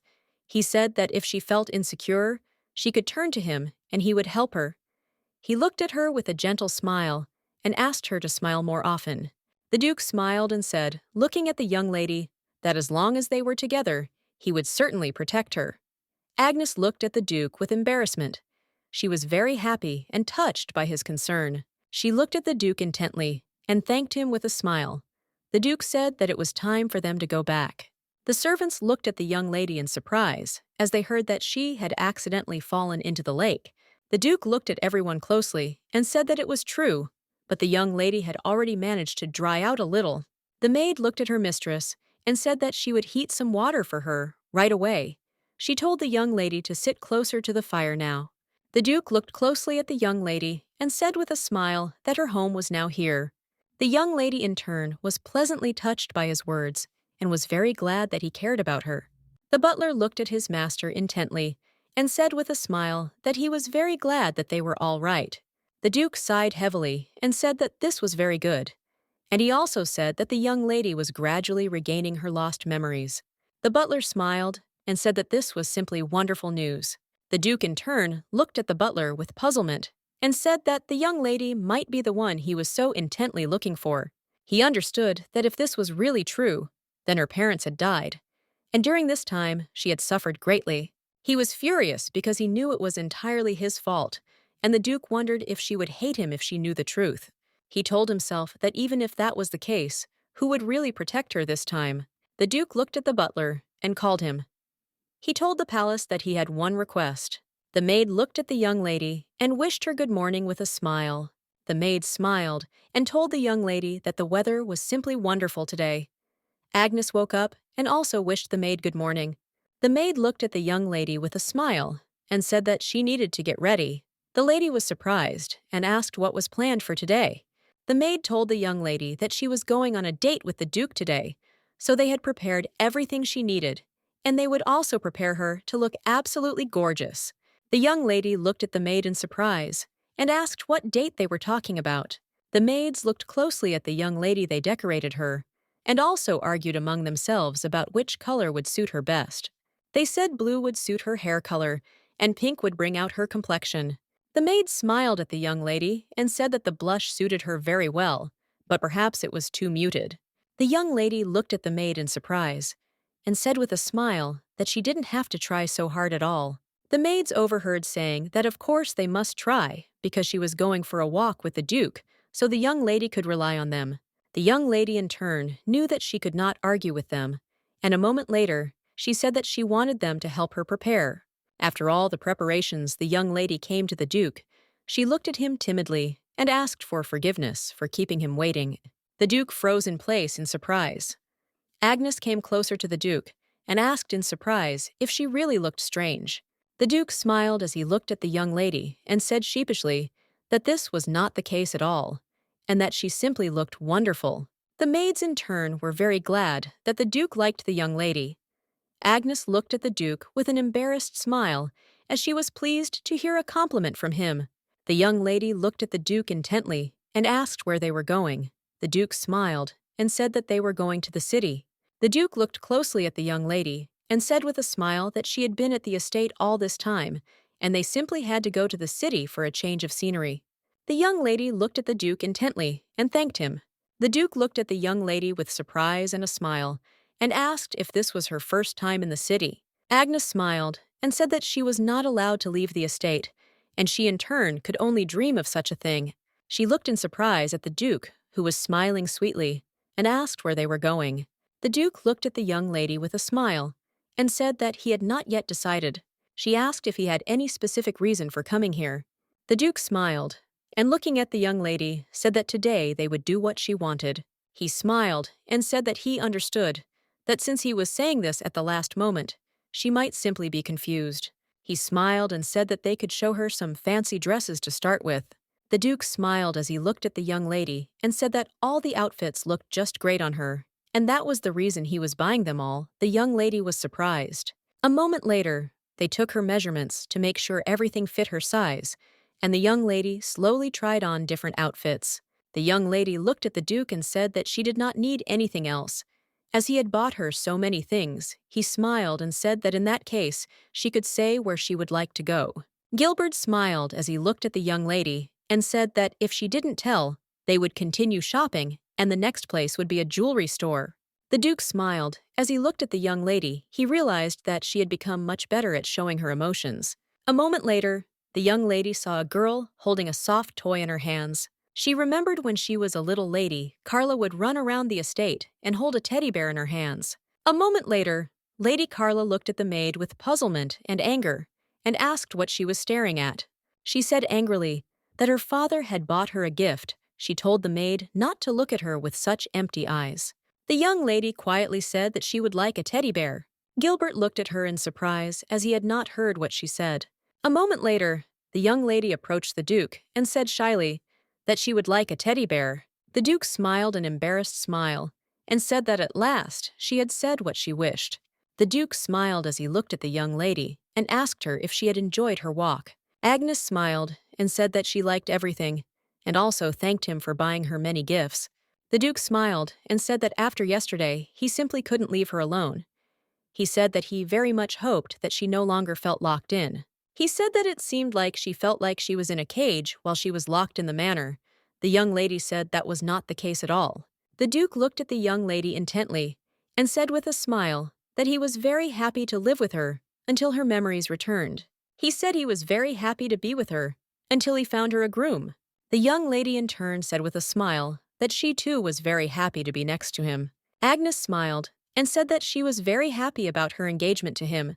Gilbert smiled and said that she seemed comfortable enough around him that she could already speak her mind.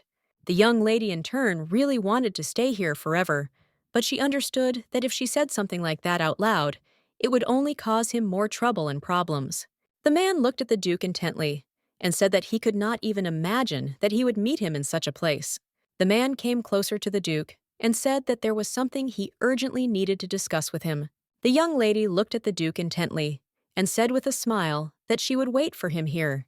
The Duke looked at her in surprise as he wanted to object, but the young lady in turn said with a smile that she was no longer a child. Gilbert looked sadly at the young lady and told her to be sure to stay here. He looked at her and asked if she could promise him that the young lady smiled and said that she promised that she would be there on the spot. Agnes understood that the young master needed time to settle all his issues, but a moment later she heard some noise behind her. Turning around, she saw that someone was taking her gift. A moment later, the young men looked at the young lady with a grin and greeted her. They asked if she was sitting there with the teddy bear alone. The young men mocked her and asked with a smirk on their face why she didn't spend time with them. The young lady in turn was very scared. Agnes rushed to one of the young men and asked him to give her back her teddy bear. The young man asked with a grin if she was angry, because they took her precious toy. The young man mocked her. He said that it was very cute. The young man caught her by the hand and said that they should not linger in such a place. He said that they should find a more secluded place. Another young man said that they would have more fun than at this tea party. The young lady was in shock. She wanted someone to help her, since she herself could not cope with them. A moment later, a young man approached them and furiously told the young men to let the young lady go. The young man stared. But being a young man, he had no intention of retreating. The young man pushed the young lady away, and looking at the young man with a grin, asked who he was. The young people were furious because he dared to lecture them. Agnes was in shock. She understood what the young man could get because of her. She rushed to them and told them to stop. A moment later, the young man looked at the young lady with a smile. Agnes froze in place, as she was surprised the young man looked at the young man and said that the restaurant staff. A moment later, the young man shouted to the restaurant staff that there were hooligans here. The young men in turn were taken aback and froze in place. The young man did not lose his head, and with lightning speed grabbed the young lady by the hand and said that she should run with him. He told Agnes that in such situations, the best solution would be to run. The young men stood frozen as they watched the people running away into the light, furious that they had been made to look like fools.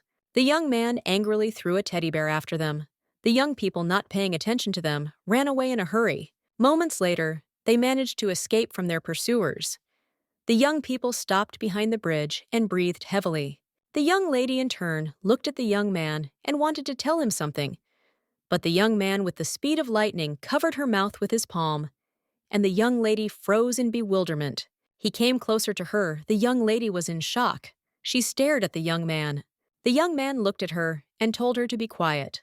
Meanwhile, the young people looked around the area with fury. They did not understand where the fugitives had gone. A moment later, the young man said with a smile that he thought their pursuers had already left. Agnes looked at the young man closely and thanked him with a smile. He smiled and said that there was nothing to thank him for, since it seemed she was in trouble. She looked at him intently and with a smile introduced herself and said that her name was Agnes. The young man smiled as he looked at the young lady and said that she had a cute face and her name suited her very well. The young lady looked at him in surprise, as she didn't expect him to say something like that. The young man smiled and said that his name was Isaac Hagen, and he also asked for forgiveness for leading her so far. The young lady looked at him intently and said that it was not his fault, as he had helped her very much. Meanwhile, the young man began to cough very badly. Agnes was very worried, and looking at the young man asked if everything was okay with him. Isaac said he was fine, just a little out of breath from running. Agnes looked at him intently and apologized for making him run because of her. The young lady looked intently at her savior and said that she would like to repay him for his help. But a moment later, she hesitated as she realized that she had nothing, and she would have to ask the Duke for help in order to repay her savior. The young man looked closely at the young lady as he saw her sad expression. He smiled and asked if she would like to have tea with him at the table where she had been sitting before. A little earlier, the man presented the Duke with all the information from the city. The man sighed heavily and said that it seemed the cult had returned. The Duke, in turn, was puzzled by this information, but looking at the man, he thanked him for telling him both of them. The Duke said that they should immediately prepare and develop a strategy. The man looked at the Duke intently and said that he would certainly continue collecting information a moment later. Another man looked in and asked the Duke if he was still there. The Duke said that it was time for him to leave. The man looked at the Duke intently and said that the thing he had left him earlier had already been fixed. The man smiled, looking at the Duke, and said that now he could return it. He handed the Duke the compass. The Duke looked closely at his thing, and with a smile, thanked the man for the excellent work. The man looked at the Duke in surprise and asked with a smile if the girl was really his fiancée. The Duke in turn hesitated a little and said that this was not at all the case. The Duke walked in a hurry to the meeting place with the young lady. He realized that he had made her wait too long. A moment later, he noticed a gift in the bushes and looked at it puzzledly. Suddenly, past memories came flooding back to him when he was in a hurry to look for his girlfriend. He was puzzled and very scared by everything that was happening. With lightning speed, the Duke picked up the teddy bear and looked around excitedly. He realized that something had happened to the young lady. Isaac, in turn, looked at the young lady with a smile and said that the sweets in the restaurant were very tasty. The young lady was very much agitated, for they returned to the same place, but the Duke was still not there. She knew she had to tell him that she had lost the teddy bear he had given her. Isaac looked at the young lady and said with a smile that she looked worried. He walked up to her and asked if the man she was waiting for looked so scary. Isaac asked with a smile if that man could really harm her. The young lady was shocked by what she heard and said that this was not the case at all. She looked closely at her new friend and said that the man she was waiting for was very kind, and she owed her life to him. The young man was surprised, as he did not expect to hear such a thing. She smiled and said that, at the very first meeting with him, the lady did not have time to finish speaking, as she was interrupted by a new friend. Isaac took the young lady by the hands and said with a smile that she finally smiled at him. Agnes froze in surprise as she did not expect such a thing. The young man looked into her eyes and said with a smile that her smile suited her very well. Agnes froze in place as memories from her childhood suddenly came flooding back to her after the young man's words. The young man looked at the young lady in surprise and asked what had happened. The young lady was puzzled and timidly said that she felt like someone had told her that in the past. Isaac moved closer to her and said with a smile that perhaps they had met before. He smiled as he looked at the young lady and said that as soon as he saw her, He immediately felt something familiar. He said that this is what made him think that they were not meeting for the first time. The young lady in turn froze in place. She was in shock and did not know what to answer. Isaac looked at her closely and said that perhaps he and she had met before. A moment later, she heard the Duke's voice. The Duke was furious. He was shouting and calling for the young lady. The young lady looked to the side in surprise and saw the Duke. The Duke grabbed Isaac by the arm, and he looked at him angrily. The Duke looked at the young man intently and told him not to touch the young lady. He was furious, as he did not know who it was in front of him. The young lady puzzled, but looked at the Duke and told him to wait a little, as she wanted to explain everything to him. Isaac looked at the Duke intently and said that he simply could not believe that he had gone away and left behind a lovely lady. The Duke froze in place in surprise. He was very angry. The young lady in turn looked at the Duke and said that the young man had helped her because some cruel people were trying to take her away somewhere.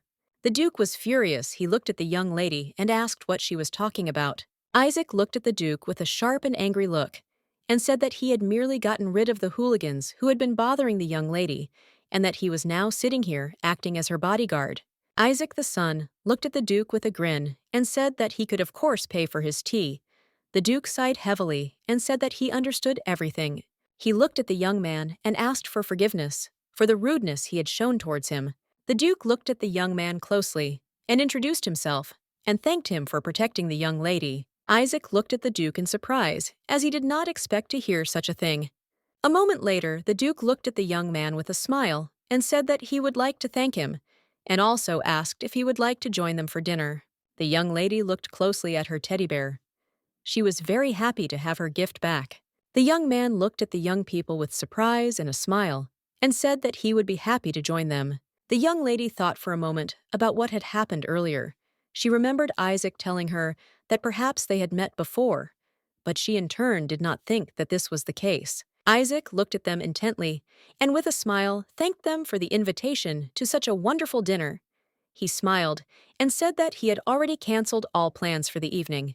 The young lady looked timidly at her savior and asked for forgiveness for having to help her in such a dangerous situation, and also asked for forgiveness for having to cancel all his plans. Isaac smiled as he looked at the young lady and told her not to worry, as it was just a boring meeting with his professor. Agnes looked at the young man in surprise and asked what he was studying. Isaac smiled and said that since the Duke was here, he would like to ask permission to reintroduce himself.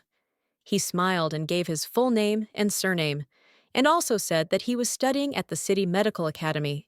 The young lady looked at the young man in surprise and asked if he was a doctor.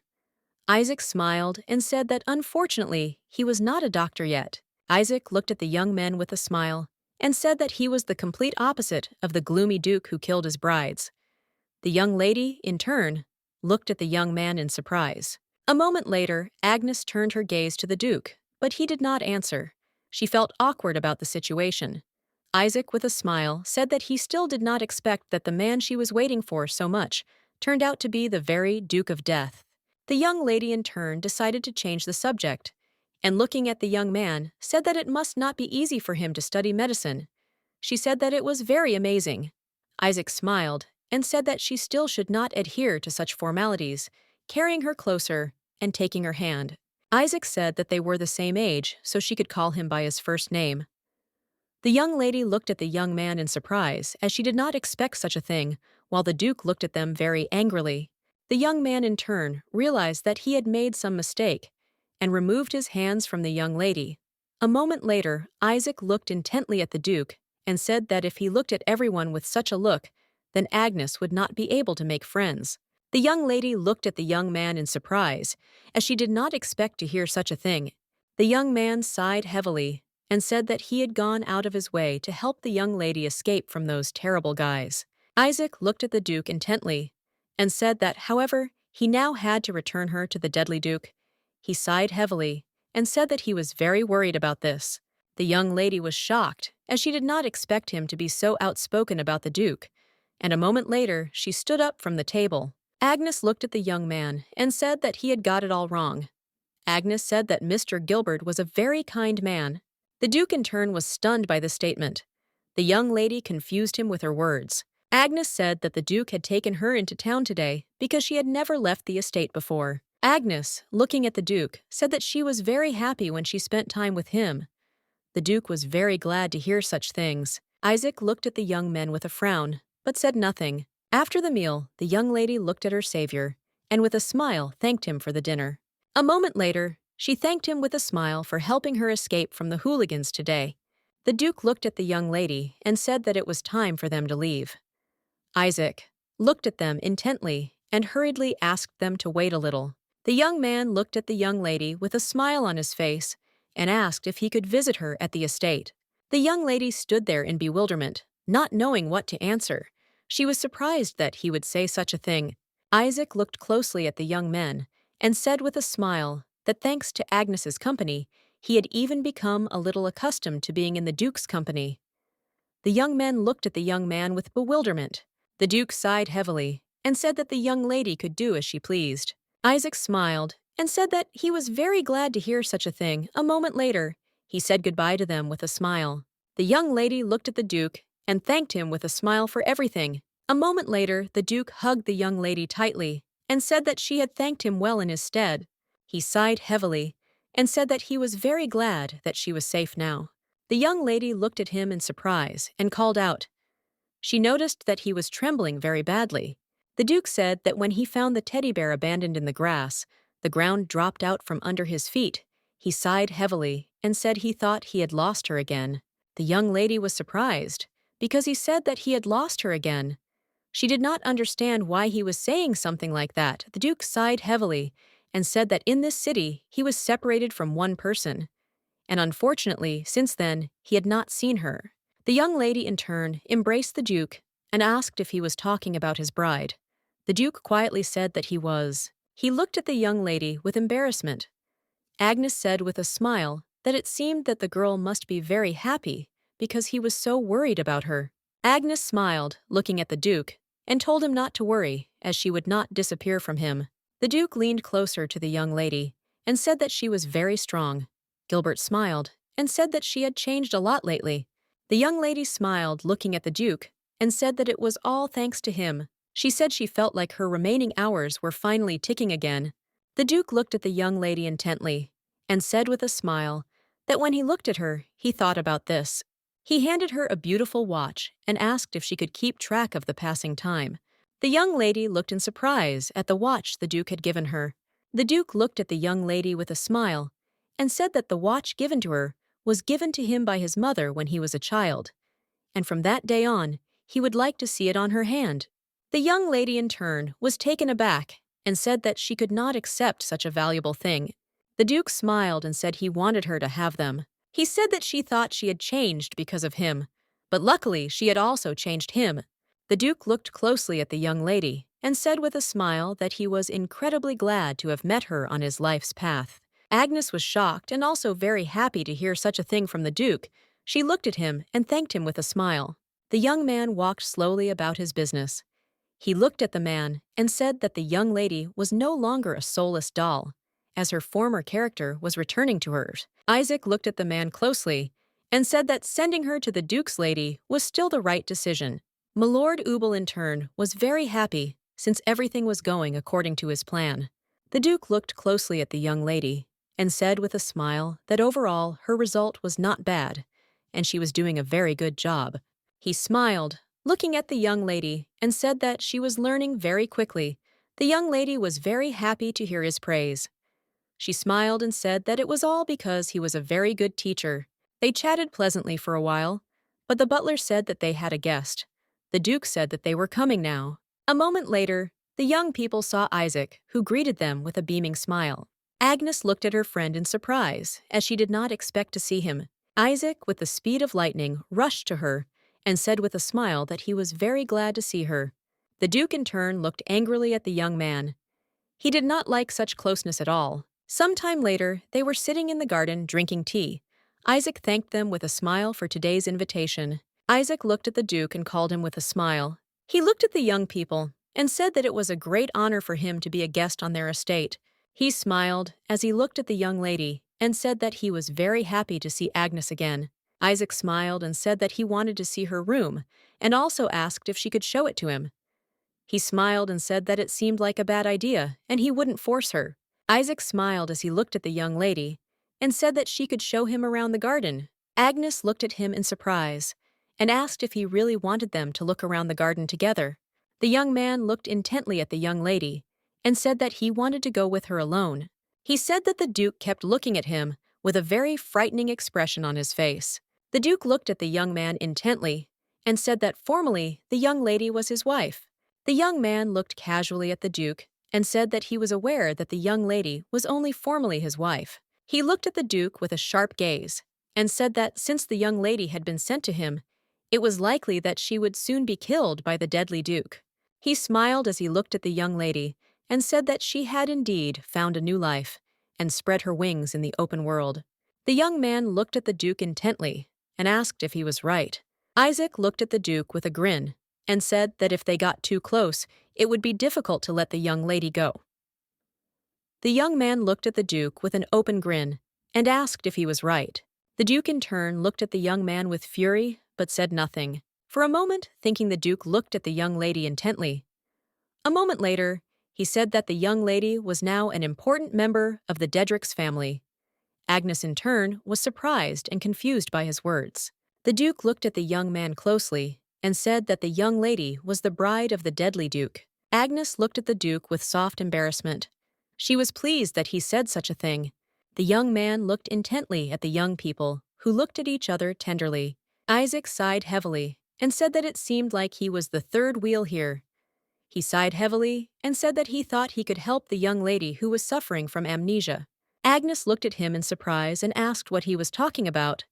She was shocked and did not understand how he knew about such a thing.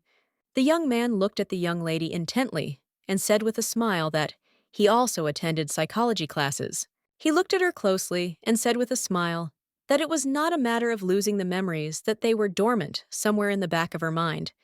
He said that he had done a little research to find similar records of similar symptoms. He smiled and said that he had found that there were several similar cases in which hypnosis had helped very well. The Duke was perplexed. He looked at the young man with fury and asked if he was really going to experiment on the young lady. The Duke furiously asked the young man if he could imagine what suffering she had been subjected to. Gilbert was furious that the boy was forcing her to open her memories before she was ready. The boy looked at the Duke and said that it was not impossible. Isaac came closer to the young lady and said that the choice was still hers. He smiled as he looked at the young lady and said that one cannot sit on the defensive all the time. If one does not sometimes go on the offensive, then she will never move forward. The young lady frowned for a moment and thought about his words. She looked at her friend intently and said that if there was a chance it would work, then she would like to try. The Duke looked at the young lady in surprise as he did not expect to hear such a thing. Isaac looked at the Duke with a smile and asked him to leave them alone. The young man said with a grin that it would be very dangerous if they lost concentration. The Duke looked closely at the young ladies and said that if anything happened, she should call him immediately. The Duke left the room anyway. He was very puzzled and did not want to leave them alone, but still knew that he had no other choice. The young man looked at the young lady and said with a smile that she needed to relax. He smiled looking at her and told her to keep looking at the pendant and concentrate on his voice.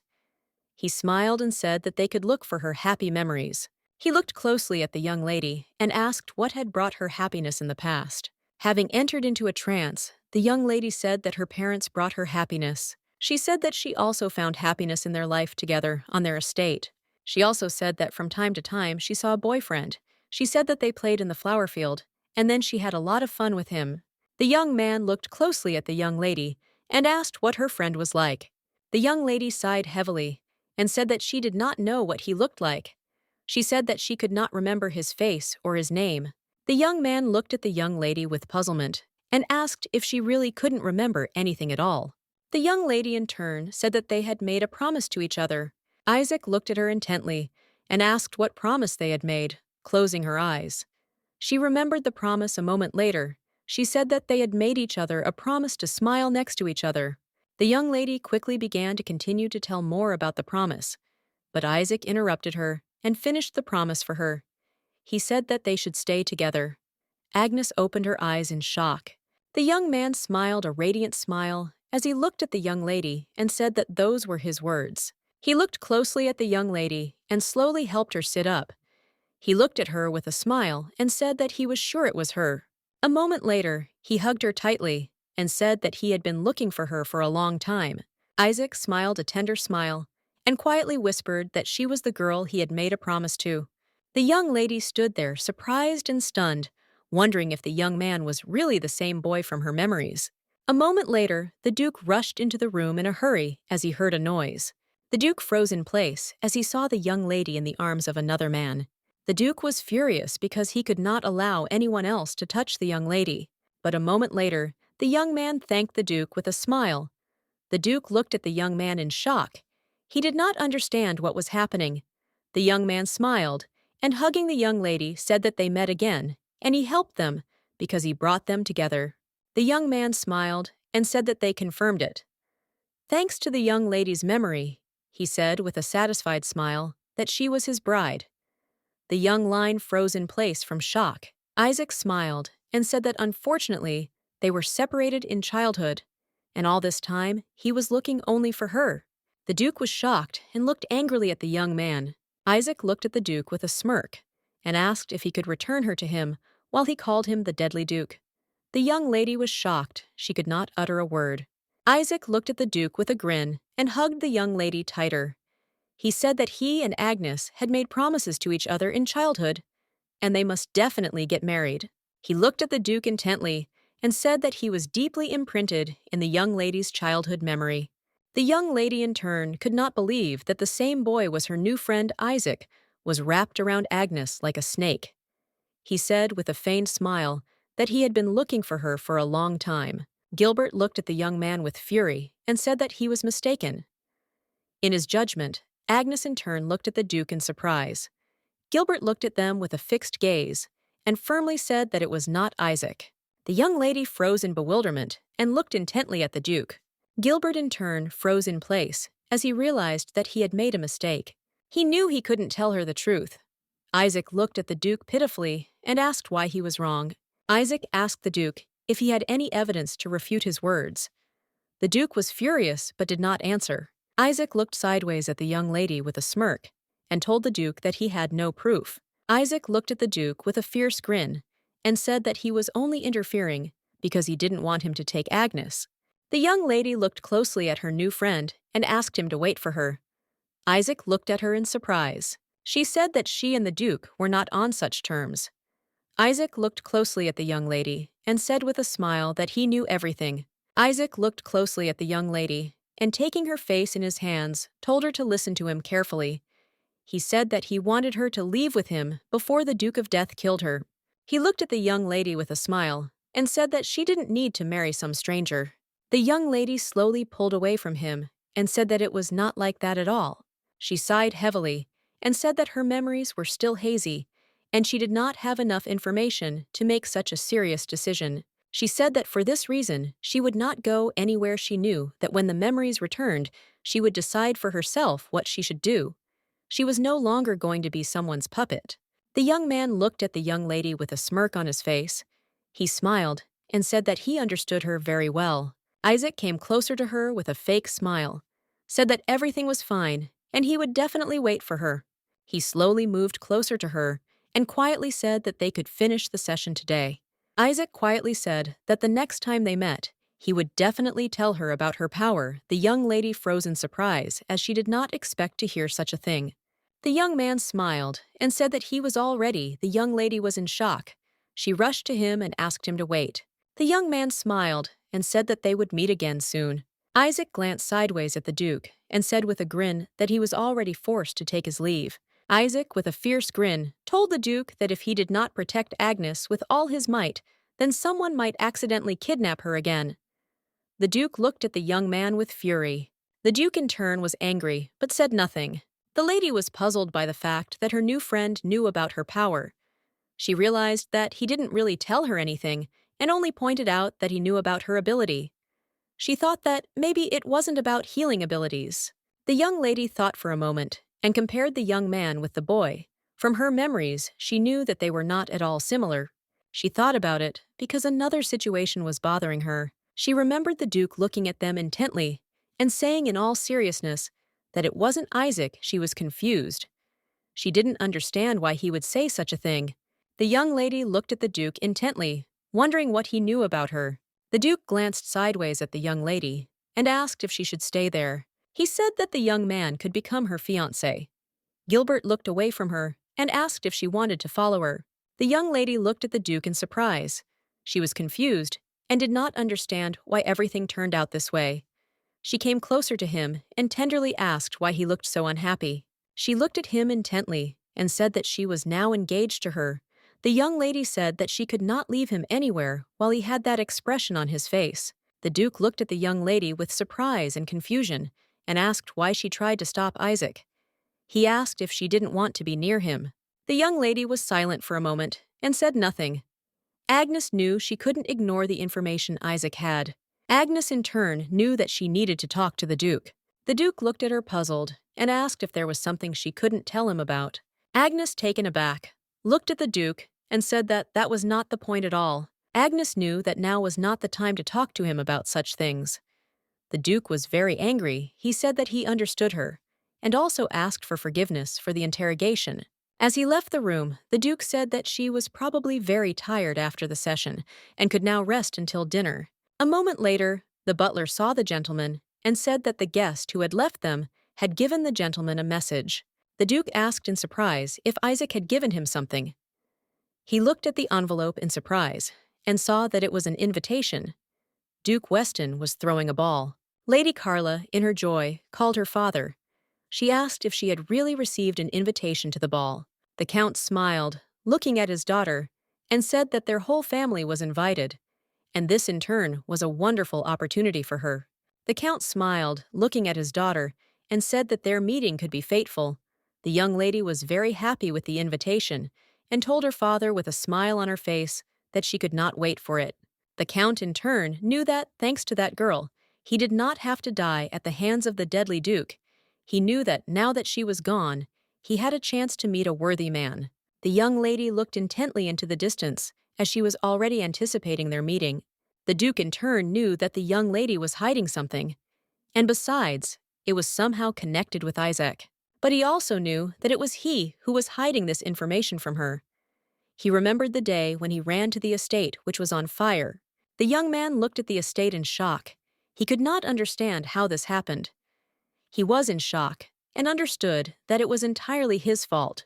The Duke frowned, for he knew that if the young lady knew that this tragedy was his fault, she would hate him. He remembered how she looked at him tenderly and said that she was now engaged to him and would never leave him.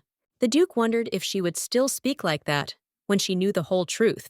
The maids whispered among themselves in confusion because they saw that the young people were eating separately. They thought that the young people had quarreled, but they knew that their activities were going on just as usual. The maids were puzzled by the reduction in their time together and wondered how much time spouses should spend together. The young lady entered the Duke's office and asked for forgiveness with a smile on her face as she wanted to talk to him. The Duke looked at her in surprise and asked what had happened, as he had not expected to see her. The young lady came closer to him and said that the servants had told her that he had called her the Duke, looked at her in surprise since this was not at all true. The butler looked at the Duke and said with a smile that the carriage was ready. The Duke looked at the butler in surprise. The Duke asked the butler in bewilderment what was going on. The butler looked at the Duke intently and said with a smile that there was a ball at the Duke's that evening, and they had received an invitation from Mr. Isaac. The butler said that they had already informed that they would come and be present at the ball. He looked at the young people and told them to hurry up and get ready. The Duke looked at the butler in surprise and bewilderment and asked what he was talking about. The Duke was furious. He looked at the butler and said that this was already going beyond all bounds. The butler looked at his master intently and said that this was not the case, as this invitation was from the Duke, who had been close to the Duke Dedric's family for many shadows, and as the current Duke, he simply could not miss this celebration without a good reason. The Duke was puzzled. He wanted to object, but nothing came to his mind. He did not want to go to the celebration since he knew that Isaac would be there. But in turn, he thought that the young lady might want to meet him again. He knew it would be a mistake to limit her circle of friends based on his preferences. The butler looked at his master intently and asked him with a smile if he thought it would be a valuable experience for the lady to attend the ball. The Duke was furious, as he knew he had no reason to refuse this reception. The Duke looked at the young lady and asked if she wanted to go to the event. The young lady in turn understood that she would have the opportunity to meet Isaac, and perhaps she would be able to learn something. The young lady in turn remembered how he said that he would definitely tell her about her own power. She was puzzled because she knew that her parents were suddenly killed and she herself was kidnapped for the sake of using her power. She sincerely wanted to know what this power consisted of. Agnes was suddenly overcome with memories, and she remembered her friend. She wanted to know if it was really Isaac, the same boy from her memories. She really wanted to find out everything. The young lady looked intently at the Duke and said that she would very much like to attend this celebration. The young lady looked at the Duke with a puzzled expression and asked if he didn't like social events. The Duke sighed heavily and said that he didn't really like such events. The man greeted the Duke with a smile. He was glad that his friend had come after all. Gilbert looked at the Duke intently and greeted him, saying that he was very glad to see him again. The Duke approached the young men with a smile and asked if this was the first time he had brought a girl with him. He really wanted to know who this young lady was. The young lady looked intently at the Duke and with a smile, and according to all the rules of etiquette, greeted him and introduced herself. The Duke smiled, and looking at the young lady, asked if she was the very bride of the deadly Duke. The Duke smiled and told the young lady to be a little careful, as he could take over her soul. The young lady froze in place, as she knew the gentleman was not like that. But a moment later, she realized that the Duke had simply discovered that Gilbert was actually a very kind man. The young lady looked at them and said with a smile that it was very dangerous, and for that reason, the gentleman was carefully protecting her. The young men looked at the young beautiful lady in surprise, and Gilbert in turn was embarrassed by her radiant smile. The Duke smiled and wished them a pleasant stay. The young lady looked after the young man and said that he seemed to be a very good man. The Duke smiled and said that his friend had very good intentions. A moment later, the young lady saw a man who had blonde hair. She looked at him intently as she thought it might be her friend. Looking closer, she realized that it was not him. The Duke looked intently at the young lady and said that he did not mind if she went to look for him. The young lady in turn saw his change of mood. The Duke sighed heavily and said that she did not need to worry about him. The Duke looked at her intently and said that she was his bride only in words and could do as she wished. The Duke said that even if she left with him, it would simply mean that the deadly Duke had killed another bride. The Duke knew his words would work, and she didn't have to stay by his side. He knew it didn't matter where she went or who she was with. He wanted her to be happy. The young lady looked at the Duke in bewilderment and asked why he said that. Turning around, the Duke noticed her intent gaze. The lady came closer to him as she wanted to explain and tell him everything, but unfortunately, she knew that it was not time yet. A moment later, she looked away from him, for she knew that the gentleman already had someone he wanted to marry. The young lady was very sad to realize this thought, but she knew that they would soon have to part. But she still wanted to be near him until then.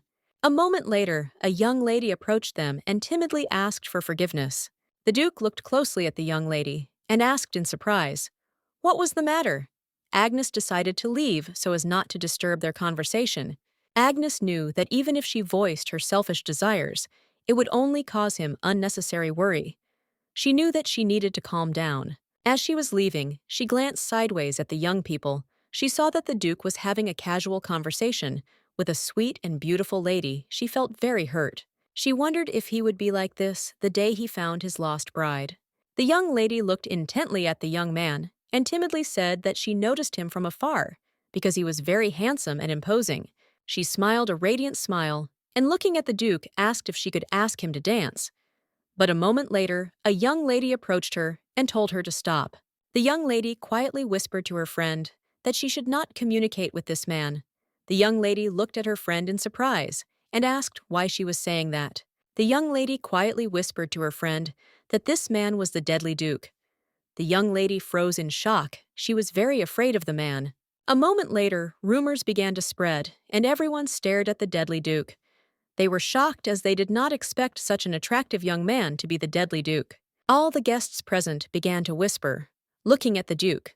They said that he killed his brides for a moment. The Duke wilted. The young lady, in turn, was dumbfounded because she had heard rumors about the Duke. She had heard that everyone was saying that he was a murderer. The young lady turned around in a hurry, for she knew that the young Duke was not that kind of person. But a moment later, she accidentally bumped into the young lady and asked for forgiveness in a puzzled manner. Turning around, she clearly saw Madame Carla in front of her and froze in place. The young lady looked at Agnes with contempt and anger. The young lady looked at Agnes with fury. She could not believe that she was seeing her in front of her now. She looked at her with disdain and asked how she was alive, since she should have been dead by now. Agnes was dumbfounded, not knowing what to answer. She timidly began to mumble something under her breath. Carla looked at her with fury and told her to answer immediately why she was in this place. The young lady looked at Lady Carla in horror, and Carla in turn screamed at the young lady and told her to immediately explain what was going on. Agnes bowed to Lady Carla and said that she would tell her everything. Now she said that the Duke treated her very well. Carla was shocked by what she heard looking at the young lady. She asked if she really meant the deadly Duke. Carla looked at the young lady in bewilderment and asked if she really meant to say that the man treated her well. Carla looked at the young lady with a smirk and asked if she had run away. The young lady looked at Agnes with a smirk and said that it seemed she was so afraid of death that she ran away from his estate. Carla looked at Agnes closely and said that it seemed like she had been picked up again by someone kind-hearted like her father. She said with disdain that the young lady was just a pathetic person. Carla came closer to her and said that she couldn't even die for their family, despite everything they had done for her. She said with disdain that the young lady was just a useless doll. Agnes hesitated for a moment and said that she had not run away at all. Carla looked at her angrily and asked if she had just spoken. Carla said that it seemed like the young lady had become quite arrogant. She came closer to her and stepped on her foot, pushing Agnes away. Agnes was in shock as she lost her balance for a moment. A moment later, the young lady fell on the waiter, who was serving drinks, and the room was filled with noise. Everyone present was shocked. They said it was just awful, because the young lady knocked over the champagne. Carla looked at the young lady with a smirk and asked why she was standing there. Carla looked at Agnes and shouted angrily at her to clean up immediately. The young lady said she was very sorry. Agnes slowly began to clear away the shards from the floor. All the guests present looked at her with disdain, and Lady Carla in turn mocked her. Carla looked at the young lady with a smirk and said that she was nothing but a vile rat, and even if she wore an elegant dress, she would not be able to hide her true nature. Carla said with disdain that crawling on the floor suited her best. The young lady in turn knew that things were very bad now. Agnes knew she had to stand up for herself, but she had failed to do so in front of Lady Carla. She knew that in front of the lady, she was turning into her old self. A moment later, the Duke approached them, and looking angrily at everyone present, asked what was going on. Carla looked intently at the young man, and asking for forgiveness for the noise, said that this situation occurred because of the rudeness of the young lady. The Duke leaned closer to the young lady and said that if she touched the shards with her bare hands, she might cut herself. The young lady in turn looked timidly at the Duke and said in a trembling voice that she had broken the glasses. The Duke came closer to her and asked in surprise who she was now that she was not a servant at all.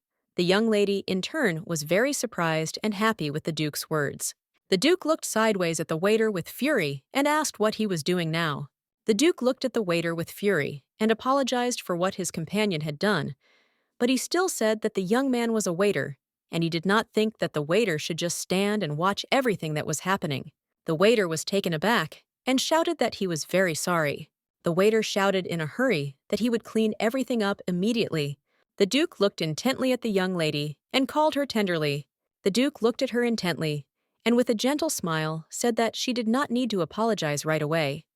He told her not to forget that she was his fiancée. The young lady looked at him intently. She was very glad that the Duke said such a thing. Carla looked at the young lady with a smirk and asked if this was the man who picked her up. Carla said that the man must be very strange to do something like that. The Duke looked at the young lady in surprise and asked Agnes who she was. Agnes looked sideways at Lady Carla and said she didn't know who she was. Carla looked at Agnes with fury. She couldn't believe that the young lady had said something like that. At the same time, Isaac arrived at the ball. The young man sighed heavily, as he knew that it was already very late, and he would be in trouble. He was very curious if his girlfriend had come to this event. He knew that he really needed her. A moment later, he started coughing. He was a little distracted from his state, as he remembered the sweet young lady. He knew that she was very sweet, but he in turn could not wait any longer. He wanted to test how real her power was since he had no choice. Isaac knew he had to follow his own plan. The Count looked closely at the young man and said that if he went into the hall, she would be wary. The Count looked at the young man with a grin and said that he was sure that she would not reject his proposal. The Count said that, in any case, he could enjoy the ball with her. But a moment later, the young man began to cough very violently. The Count looked at the young man with a grin and asked if he had caught a cold. The young man, breathing heavily, said that he simply laughed too much. The Count said that it seemed that the young man had his own circumstances, so he needed to force the girl to wake up soon. Isaac looked closely at the Count and said with a grin that he would definitely achieve this.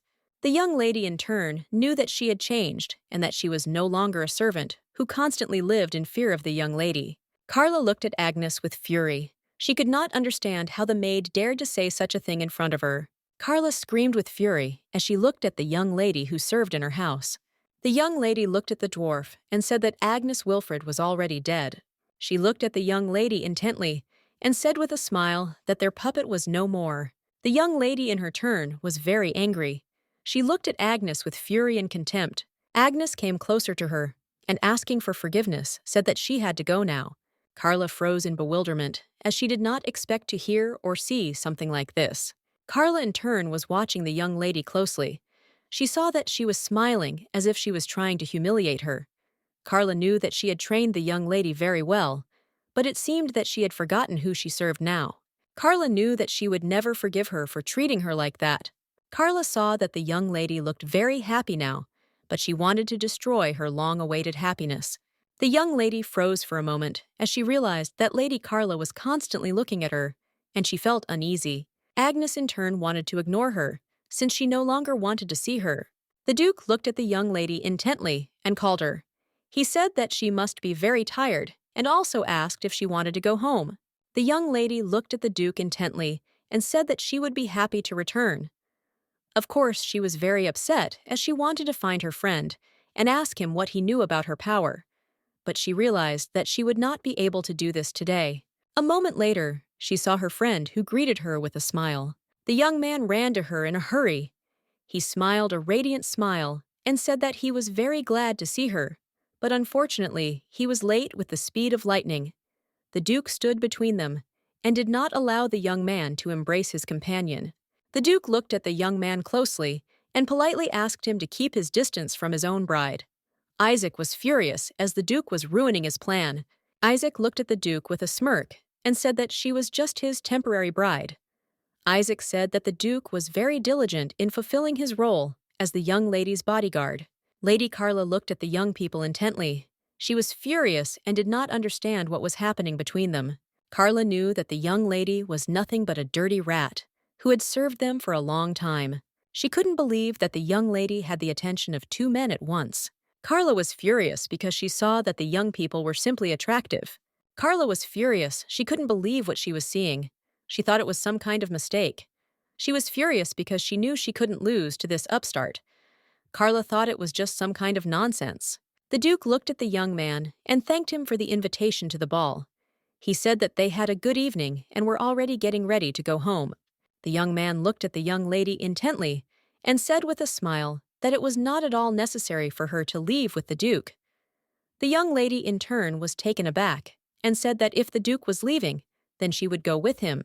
The young man came closer to the young lady and asked if she remembered that he had said earlier that he knew about her power. He asked if she would like to talk to him alone. The young lady in turn knew that this was exactly why she had come to the event. The lady looked at the Duke intently and asked if he could wait for her a little while. As she was due back soon, she knew she had to talk to her friend. The Duke sighed heavily as he realized that, after all, the young lady was interested in the young man. The Duke sighed heavily and agreed with her. He said that if she was late, he would go looking for her The young lady looked closely at the Duke and agreed with a smile. She was glad that he gave her the opportunity to talk to his friend. The Duke looked at the young man intently and said with a smile that he did not at all like to interfere in her conversations with her friends. Isaac looked at the Duke with a grin and asked if he didn't have his own worries right now. The Duke looked at the young man with bewilderment and asked what he meant. Isaac smiled and said that the Bonta lady had been looking at him with passion in her eyes the whole time. Lady Carla froze in confusion, looking at the young people. She did not understand what the young man was talking about. Isaac smiled as he looked at the young lady and said that they should definitely give other girls a chance at love. He pushed her forward and said that they needed to leave quickly. Agnes was in shock. The Duke looked at the young people in surprise and bewilderment. Isaac smiled and said that the Duke did not need to worry, as they would return soon. A moment later, Lady Carla seized the Duke by the sleeve and asked if he would join her in a little conversation, knowing that if she could not win him over to her side, she could corner Agnes. The Duke looked at the young lady intently. He was very angry. The young lady looked at the Duke with a grin and said that she knew the girl he was talking to now. Isaac was pushing the young lady forward in a hurry. Agnes was in shock. She was telling Isaac to stop. Agnes looked at her friend in surprise and said that it was too impolite to leave the ball like that. The young man looked closely at the young lady and asked for forgiveness with a smile. He smiled and said that it would not take long, but that the Duke was too persistent, and it was not easy for him to carry on a conversation in his presence. Isaac walked up to the young lady and said with a smirk that they were finally alone. The young lady was a little uncomfortable with him. Isaac looked at her in surprise and asked what was the matter. Isaac looked at the young lady intently and asked why she continued to avoid him. The young lady in turn looked at him intently but did not answer. A moment later, the young lady looked at the young man intently and yet said that she had been thinking about something for a long time. She looked at him intently and asked how he knew about her memory loss. The young man looked at her in surprise and hesitated. He did not know how to answer the question posed. He timidly said that it seemed to him that she herself told him about it. Agnes sighed heavily and said that it was not so. Isaac looked at her with a smirk. She looked at him intently and said firmly that no one knew about her power. She knew that her mother had told her to keep her power a secret. Besides, she didn't understand a lot about it. She didn't understand how he knew about such a thing. The young lady looked at him intently and asked how he knew about her strength. He looked at her intently and said with a grin that it seemed she had already remembered everything. The young lady became wary, and looking at the young man asked who he really was. Isaac smiled as he looked at the young lady and told her not to make such a stern face. He said that she had indeed told him about her power when they were little. The young lady in turn knew that this was not true, since Isaac was not the boy from her memories. She looked at him intently and asked him to stop lying to her. She looked at him intently and asked why he was telling her such things. She saw that he felt bad. A moment later, the young man fell to his knees in front of the young lady. She looked at him in shock and asked if he was okay. She screamed that she would immediately call someone for help. The young man in turn, with a grin wiping the blood from his face, told her to wait and not call anyone. He sighed heavily and said that he often had similar attacks and that everything would soon pass. The young lady looked at him in surprise as she did not know what to do. She came closer to him and asked if they really visited him that often. The young man sighed heavily and said that unfortunately he had attacks often. Agnes was very much puzzled and agitated. She saw that he had turned very pale. She saw that he was having difficulty breathing and thought he seemed to have a fever. He looked at her in surprise and said that she had previously avoided him. He asked why she was now coming so close to him. The young lady sighed heavily and, looking at her friend, said that she could not turn away from a suffering man. He smiled, looking at the young lady, and said that if she was still going to stay, then they should continue their conversation. The young lady looked at him intently and, sighing heavily, told him to be quiet for a while and not to say anything, as she did not want him to get worse. The young man looked at her in surprise, as he did not expect to hear something like that. The young lady looked at the Duke with a grin and said it was very unfortunate that he had to pick someone like Agnes. She said that, unfortunately, she did not know how it happened, but she sincerely sympathized with him. The Duke was shocked by the young lady's statement and looked at her with fury. The young lady looked at the Duke with a smirk and said that if he found her difficult to manage, perhaps it would be easier to use her as a servant.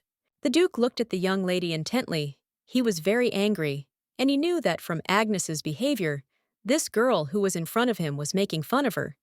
He looked at the young lady angrily and said that it seemed that she knew Agnes very well.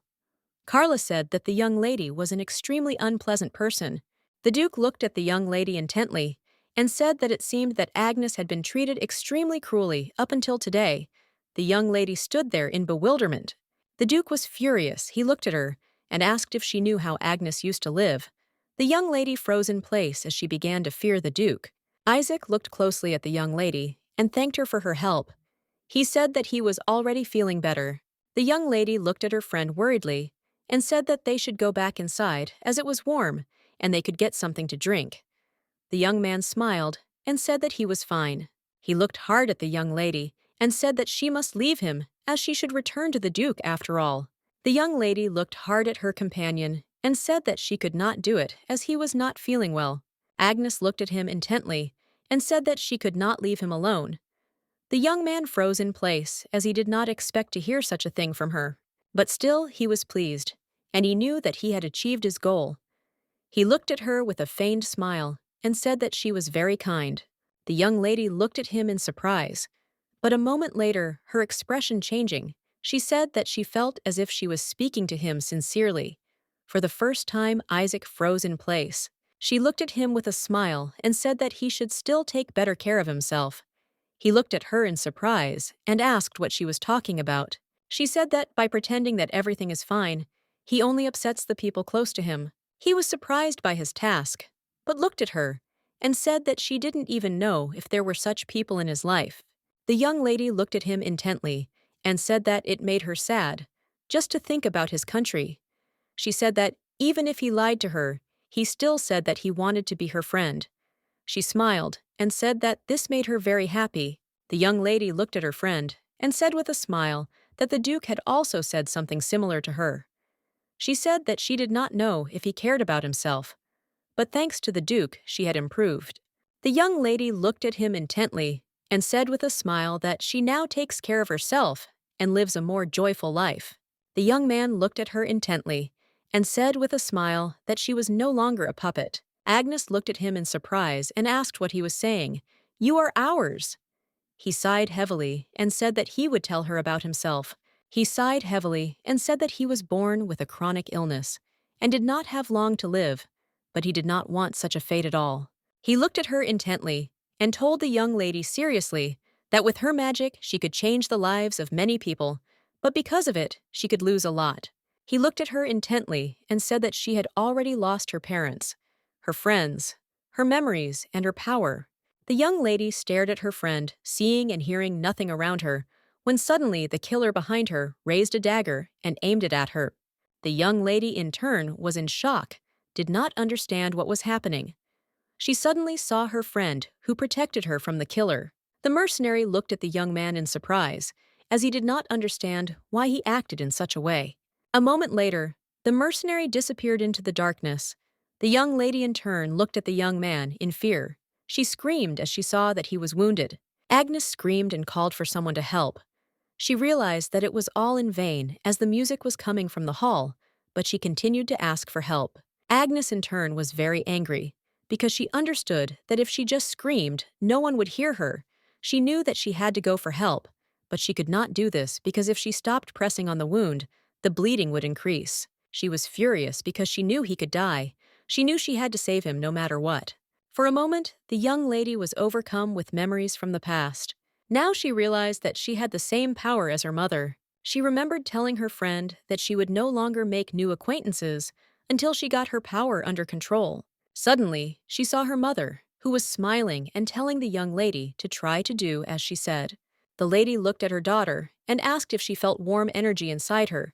She pointed to a small defenseless butterfly and told her daughter to try to gently touch it with her power.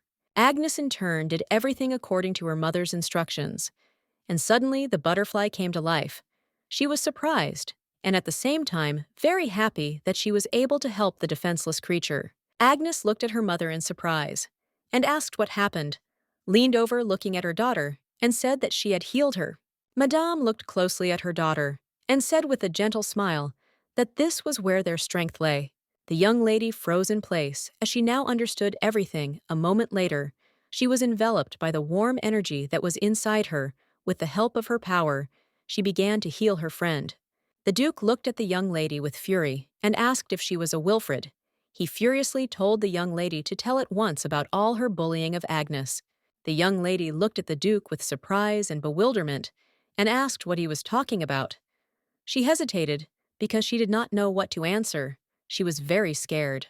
The young lady looked away from the Duke and said that she was the eldest daughter of the Wilfred family. She looked at the Duke with fury and said that he seemed to have great faith in the young lady. She screamed that it was she who had suffered most from her appearance in the house. The young lady in turn knew that this was exactly so, since with the arrival of Agnes in her house, her father changed very much. She screamed that her father had taken Agnes in, but she had an ungrateful expression on her face all the time. The young lady was very angry. She screamed that Agnes was just a useless, dirty rat, and she was disgusting. The young lady screamed that they were not bullying her at all, and that it was all a lie. They were only punishing her when necessary. The young lady said with a smirk that Agnes didn't seem to feel anything. The lady shouted that Agnes didn't laugh or cry or feel anything at all because she was just a doll. The Duke looked at the young lady with fury and said that Agnes had become like this because of her. The lady looked at him in surprise and asked what he was talking about. She furiously told him to stop this performance. She looked at the Duke with fury and said that she knew that he was a hopeless aristocrat. From the backwoods, she asked if he really wanted to start a quarrel with the daughter of a famous family. The young lady in turn was very happy because she saw that she had won, and he seemed to understand everything. The Duke looked at her with fury and said that if she had come to him as a bride, he might have behaved exactly as the rumors said. The young lady was taken aback. She looked at the young man in surprise and bewilderment and asked why she would come to him as a bride. She was shocked and wondered if this man had not simply picked up Agnes. The young lady was shocked as she knew that Agnes had been sent to the Duke after all. The Duke of Wrath looked at her and said that he didn't like the nickname Deadly Duke, but sometimes he really wanted to get rid of people like her. The young lady was shocked, very scared, and looked at him in surprise, asking if he was really that deadly Duke. The young lady in turn slowly walked back and unfortunately tripped and fell. The guests present looked at her in surprise. They did not understand what was happening and wondered if she was drunk. They said that the young lady was behaving inappropriately. The Duke looked angrily at the young lady and said that it would not be difficult to teach her a lesson so that she would never appear before Agnes again. The young lady screamed furiously that her father was close to aristocrats of much higher status than he was, and if he did anything to her, it would be very bad for him. The Duke sighed heavily and said that he had not intended to do anything at all. The young lady looked at him in surprise and asked what he was talking about, as she did not expect to hear such a thing. The Duke looked at the young lady intently and said that Agnes had already cut them out of her life. He said that he would only hurt her if he brought up the subject again. He said that they had nothing more to talk about, so he would leave. The young lady was very angry. She didn't understand what it was all about. She was furious and knew that she would never forgive him for the way he made her look like a complete fool. She wanted to make him regret this action. The Duke walked hurriedly through the estate and looked for the young lady. He was puzzled because he realized that she was not there. For a moment, he thought that the young lady had left with her friend and would not return to him. The Duke sighed heavily and said that it was not so. Since she would not have done that to him, he knew that she was too kind to leave without telling him. He thought that most likely he had not noticed, and she had already returned to the hall. But a moment later, he saw a bright glow. The Duke froze in place as he realized what kind of light it was. He was in shock as he could not believe what he saw. The Duke rose up with lightning speed. He was shocked because he saw the young lady. The Duke stood frozen in place, looking at the young lady who was healing her friend. The Duke was shocked because he could not believe what he was seeing. He saw that she had silver hair and her warm light. He saw her mysterious healing power. He was shocked, but at the same time, very glad that it was she who was the girl he had been looking for so long. The lady looked at her son and smiled and told him not to worry, as she was sure she would soon feel better. The man looked at his son closely and said that it was time for his mother to be treated. He asked his son to go and play outside for a while. The young man sat on the bench. He was very puzzled as he was worried about his mother. A moment later, he saw a young, beautiful girl who looked at him in surprise and asked what had happened. The young lady looked at the boy closely and said that he looked very unhappy. She looked at him in surprise and asked why he was sitting there alone. The young man looked away from her and, sighing heavily, said that he was just sitting and waiting for his mother. He said that he was not lonely at all. A moment later, the young lady sat down next to him and asked if it was true. He looked at her in surprise and said that if he was sullen, it would hinder his mother's recovery. He said that it seemed like his mother was in constant pain. He said that he wanted her to get better as quickly as possible. The young lady looked at him with a smile and told him not to worry. She gave him a flower with a smile and said that his mother would definitely get better. Soon the young man looked at the young lady in surprise. She looked at him intently and said with a smile that then he would not be sad anymore. A moment later, he heard his father calling him. The young man looked sideways into the distance and said that he had to go already. The young lady looked at her new friend with a smile and asked if he could keep their meeting a secret, as if he told anyone she would get into trouble. The young man looked at her in surprise as he did not understand why this was so, but he still agreed with her. His mother, who was suffering from an incurable disease, suddenly recovered that day, and they were all very happy about her speedy recovery. The young lady looked at her friend closely and said that his mother was already better. She smiled and said that her mother had miraculous powers.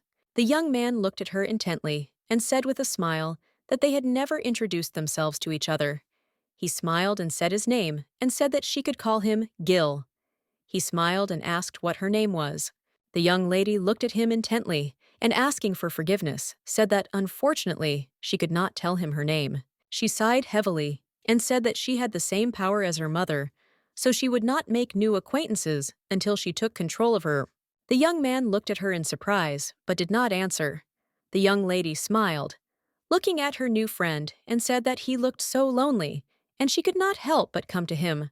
She looked at him intently, and with a smile asked him not to make that face. Again smiled, and said that she was very glad that he could smile again. The young man looked at the young lady intently, and asked if he could come to her again. She smiled, and said that of course he could do so, but it had to be a secret. From that day on, they became friends, and often spent time together in secret from everyone. Gil looked at the young lady in surprise, and asked if she had never been to the city. The young lady sighed heavily, and said that, unfortunately, she had not gone out into the city, but she would very much like to. The young lady said sadly that her mother told her that it was very dangerous outside. Gil looked at the young lady intently and said that he would certainly take her then. He smiled and said that she didn't need to worry, because no matter what happened, he promised that he would definitely protect her. The young lady looked at him in surprise and asked if this was true. He looked at her intently and said that of course it was true. He said he would protect her not only in the city. He shouted that he would definitely protect her anywhere. A moment later, he knelt down and said that he would protect her always. He said shyly that he always wanted to stay by her side. He looked at her intently and said that he wanted to be with her even when they grew up. The lady smiled, looking at her friend, and said that she also wanted to stay with him always. After some time, the young man finally took the young lady to the city, but he did not yet know that this would be their last meeting. The young people were having a great time. As they arrived at the height of the festival, there were more people than usual. The young lady looked at her friend closely and thanked him with a smile for being able to bring her to the city. After all, she said that she didn't even think that she would have so much fun. The young man smiled and happily said that they could go to another place. But a moment later, he was taken aback as he noticed that his girlfriend was far away. The young man screamed and called her. He screamed that it was very dangerous for them to be separated. A moment later, the young man froze as he saw a man. The man, in turn, looked intently at the young girl and told her to come to him, as he had been looking for her for a long time. Gil was in shock because he realized that trouble was about to happen. He knew that he couldn't lose his girlfriend. He screamed, but it was all in vain. The man grabbed the young girl's hand with lightning speed, and he told the girl with a grin that he had finally found her. He saw her silver hair and red eyes. He knew without a doubt that she was her mother's daughter. He was very glad that he finally found her. The young lady, in turn, was scared. She looked at the man in surprise because she did not know who he was. She screamed for him to let her go. A moment later, her friend managed to wrestle her away from the man. The man froze in shock as the girl was nearby, but the boy prevented him from taking possession of her.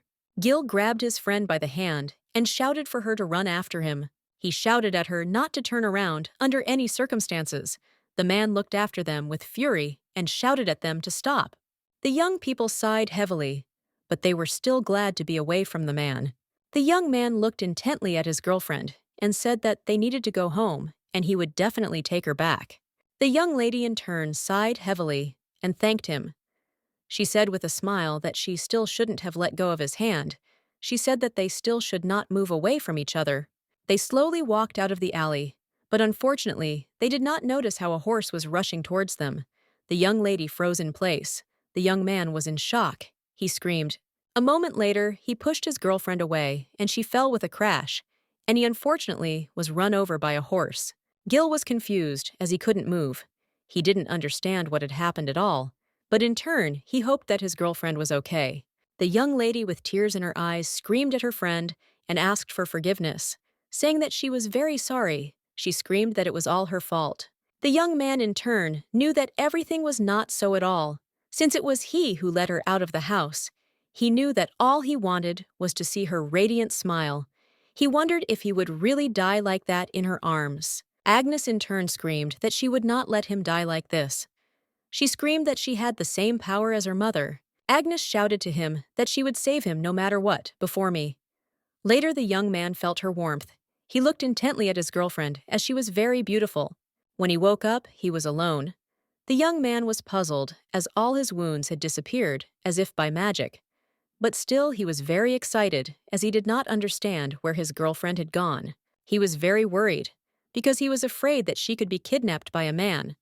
Again, he knew that they could just do nothing. So he rushed around the city looking for the young lady. He thought that she must have just gone home first. But when he came to make sure she was okay, her house was engulfed in flames. The young man froze in place in front of the burning house. Later, 2 corpses were found in the ashes, but no one knew where the young lady had gone, so he continued searching. The Duke in turn really believed that she was still alive. He knew that one day he would find her, and she would be next to him. The young lady looked closely at her friend and sighed with relief. She knew that he was okay now. But a moment later, she collapsed exhausted, having spent all her strength healing her friend. With lightning speed, the Duke caught the young lady. He smiled, looking at Agnes. He was very glad that she turned out to be the one he had been looking for a long time. He knew that no matter what anyone said, he would never forget her, because he wanted to be with her always, no matter what. The man looked at the Duke in surprise and asked if he really had a fiancée.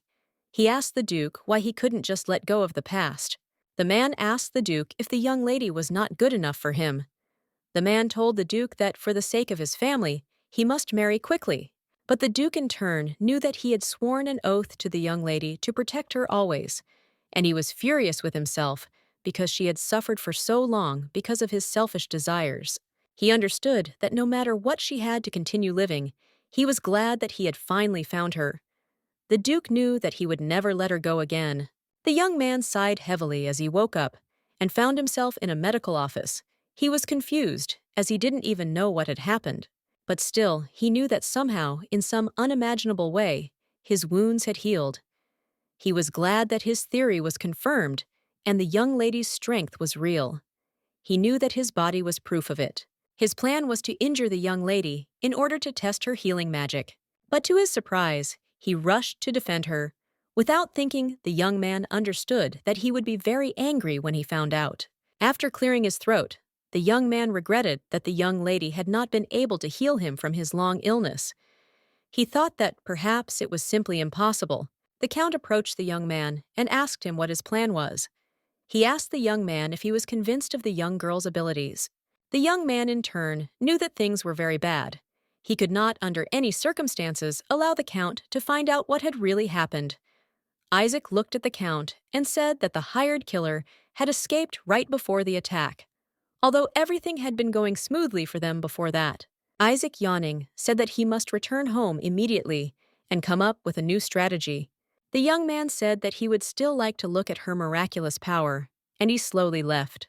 The Count, with a grin on his face, looked sideways at the young man and said that he had blood on his shoulder. Isaac was in shock. The young man froze in place, as he did not expect to hear such a thing. The Count looked at the young man with a smirk and asked if she was sure that Agnes did not use her power. Isaac in turn understood perfectly well that if he now told the truth about the young lady, she would certainly be captured.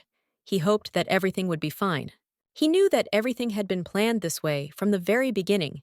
He understood that he had to tell everything. But a moment later, he remembered her beautiful, radiant smile when she said she was glad he said he wanted to be her friend. The young man froze in place without answering. The Count looked at the young man in surprise and asked what he wanted to say about the young lady. Isaac looked at the Count with a grin and said that he knew everything perfectly well himself. He said that he had an attack right before her eyes. He said the blood was on his collar. It was the one he coughed up. You said you just thought you could cover it up by wiping it off your hand on your shirt. But unfortunately, she noticed he said the young lady was very worried about him. The Count looked at him in surprise and asked if she was just worried. The young man smiled a fake smile and said that this was exactly how it was, but unfortunately, he was unable to convince her to use force. The Count looked at the young man intently and said that since the young lady had left, it meant that he had no reason to stay at this event any longer.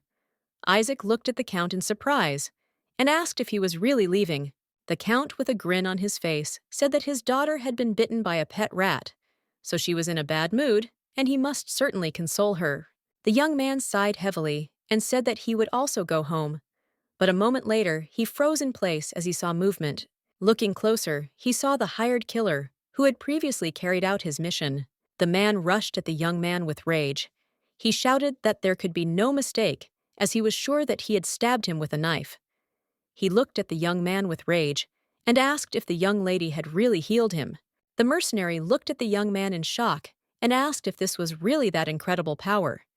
He shouted that the young lady was that same girl from the legend, with incredible power, and she was the holy savior of all. The mercenary was in shock. He did not understand why the young man did not tell the master about this. The mercenary rushed to the young man and shouted for him to answer the question. He did not understand why he was silent. The mercenary shouted that he would immediately tell the master everything himself. Isaac gave him an injection with lightning speed, and the mercenary froze in place. The young man looked at the mercenary intently and said that he simply could not allow him to escape and report everything. A moment later, the mercenary fell to the ground with a crash. After the injection, Isaac sighed heavily and said that he too had been an idiot before, since he had crossed a dangerous line. He sighed heavily and said that it didn't matter anymore, since he had now repaid the young lady for saving him. Isaac in turn wondered if he would see her again, as he was curious, and he remembered her pleasant words and warm smile with a smile.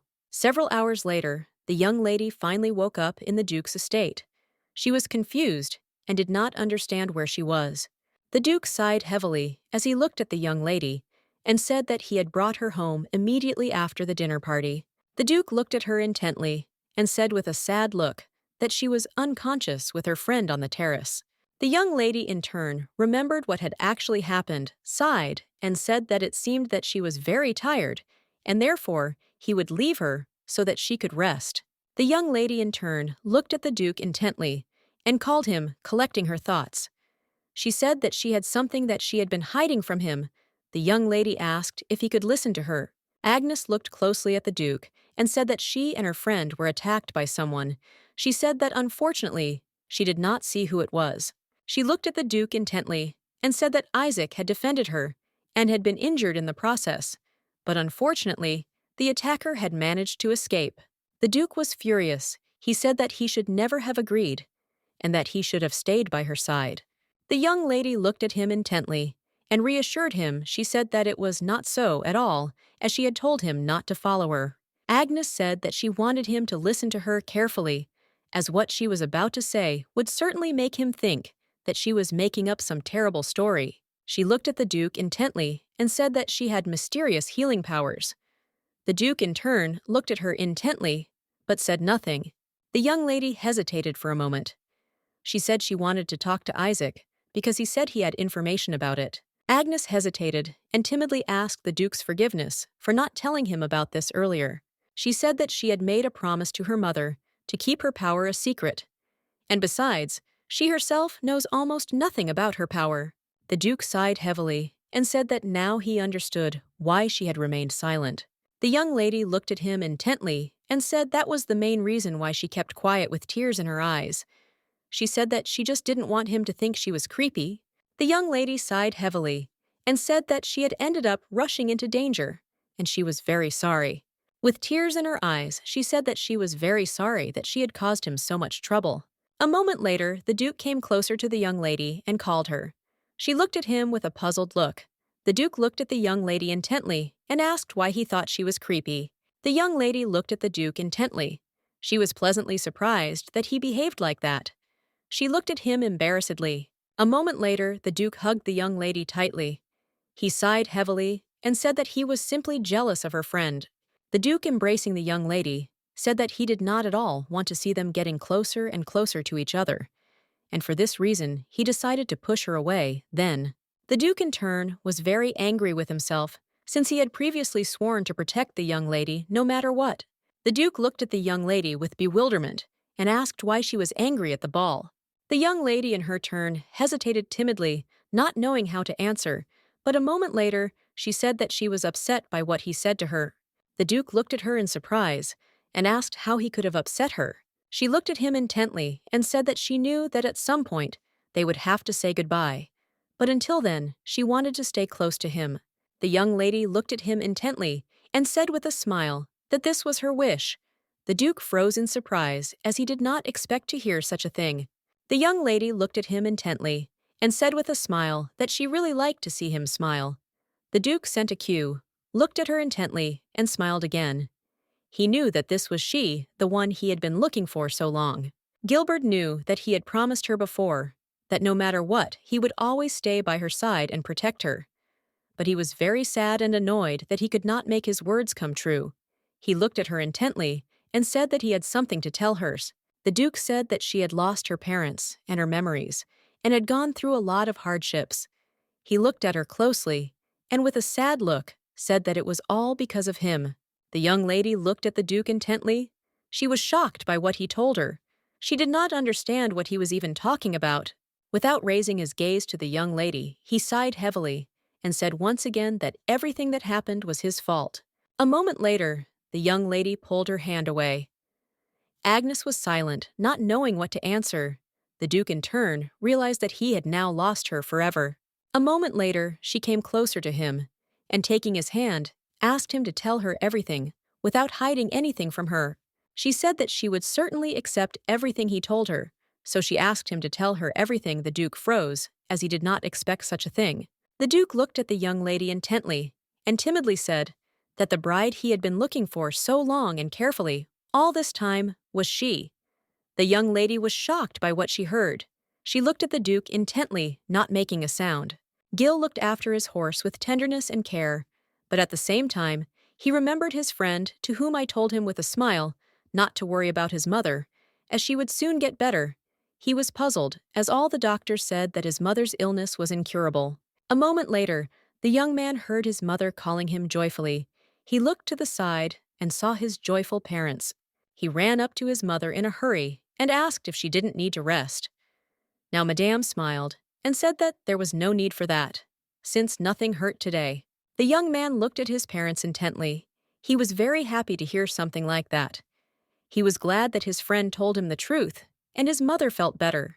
His father looked at his mother with a smile and said that that amazing power really does exist, and he was very glad that they approached the young lady. The young man was very happy and simply could not believe that his mother was going to the city again. The father looked at him intently and said that adults had something to talk about, and asked his son if he would mind waiting for them somewhere. Gil came closer to his mother and kissed her tenderly. He said that he would wait for them in the square. Madame smiled, looking at her son, and told him to be careful. The young man was leisurely walking around the city and noticed that many people had gathered at the church. He thought that it was probably time for the service. He thought that he should also go and pray for his mother's health. While standing in line, he accidentally pushed a man. The young man was taken aback and, turning around, asked for forgiveness. The man looked intently at the young man and said that it was his fault. The young man looked intently and in surprise at the painting that the man was holding in his hands. With lightning speed, the man rushed towards the young man and asked if he knew who she was. Gil froze in shock as he remembered the young lady I had asked to keep their meeting a secret. He timidly said he didn't know. A moment later, he saw the man fall to his knees and piteously beg him to tell him everything. The man shouted that his daughter had an incurable disease and that she did not have long to live, and all he could do was hope for a miracle. The young man froze, looking at the man, as he remembered his mother, who also had an incurable disease. He felt sorry for the man, as he understood that he also had a person close to him who was sick. The young man looked at the man intently and said that in the forest outside the city, there was a doctor's estate, and his mother had also been told that she was incurable, but now she was healthy. As he was leaving, the young man told the man that he could definitely go there. The man, in turn, looked at the young man with a grin and thanked him for the information. Gil was in shock, because that day he lost his friend due to his own fault. The young men stared at the remains of the estate and whispered. They thought that someone must have attacked them, and it seemed that someone wanted to get their power, but they did not understand how this could happen, since their stay here was a secret. The man looked closely at the remains of the estate and said that it meant that someone had told ill-wishers about this place. Gil, in turn, burst into tears as he realized that he had made a huge mistake, which cost him a lot. The Duke looked at the young lady with tears in his eyes and said that it was he. He looked at her intently and, bursting into tears, said that it was his fault that her parents were gone. The young lady, in turn, looked at him intently and said that she would not forgive him. The Duke said nothing, as he knew that this was how it would be. Agnes, without looking up at the Duke, asked if he really thought she would react that way. She looked at him intently and asked if she really should say that it was all his fault. She pulled herself closer to him and said that he had been going through this alone for a long time. She said that she had indeed suffered a lot. The young lady looked at him intently. After a short pause, she said that after meeting him, her life was filled with colors, and she was very glad that she met him. The Duke looked at her intently, because he wanted to object. He knew that it was he who was to blame for all her tragedies. He knew that it was he who had ruined her life and put her to the test. The young lady thought for a moment and looked at the Duke with a smile. She said that she remembered a boy who often played with her. She said that they promised to stay together forever, but she unfortunately could not remember his face. The Duke looked at her intently. He was embarrassed, but did not answer. The young lady pulled him closer to her and said with a smile that she could finally see his face. Agnes said with a smile on her face that it had been him all along. The Duke smiled and said that he had been looking for her for a long time. He said he hoped she had survived and never stopped believing she was alive to this day. He looked at her intently and said with a smile that he had not forgotten about her in the slightest, as he wanted to meet her again and apologize for what he had done.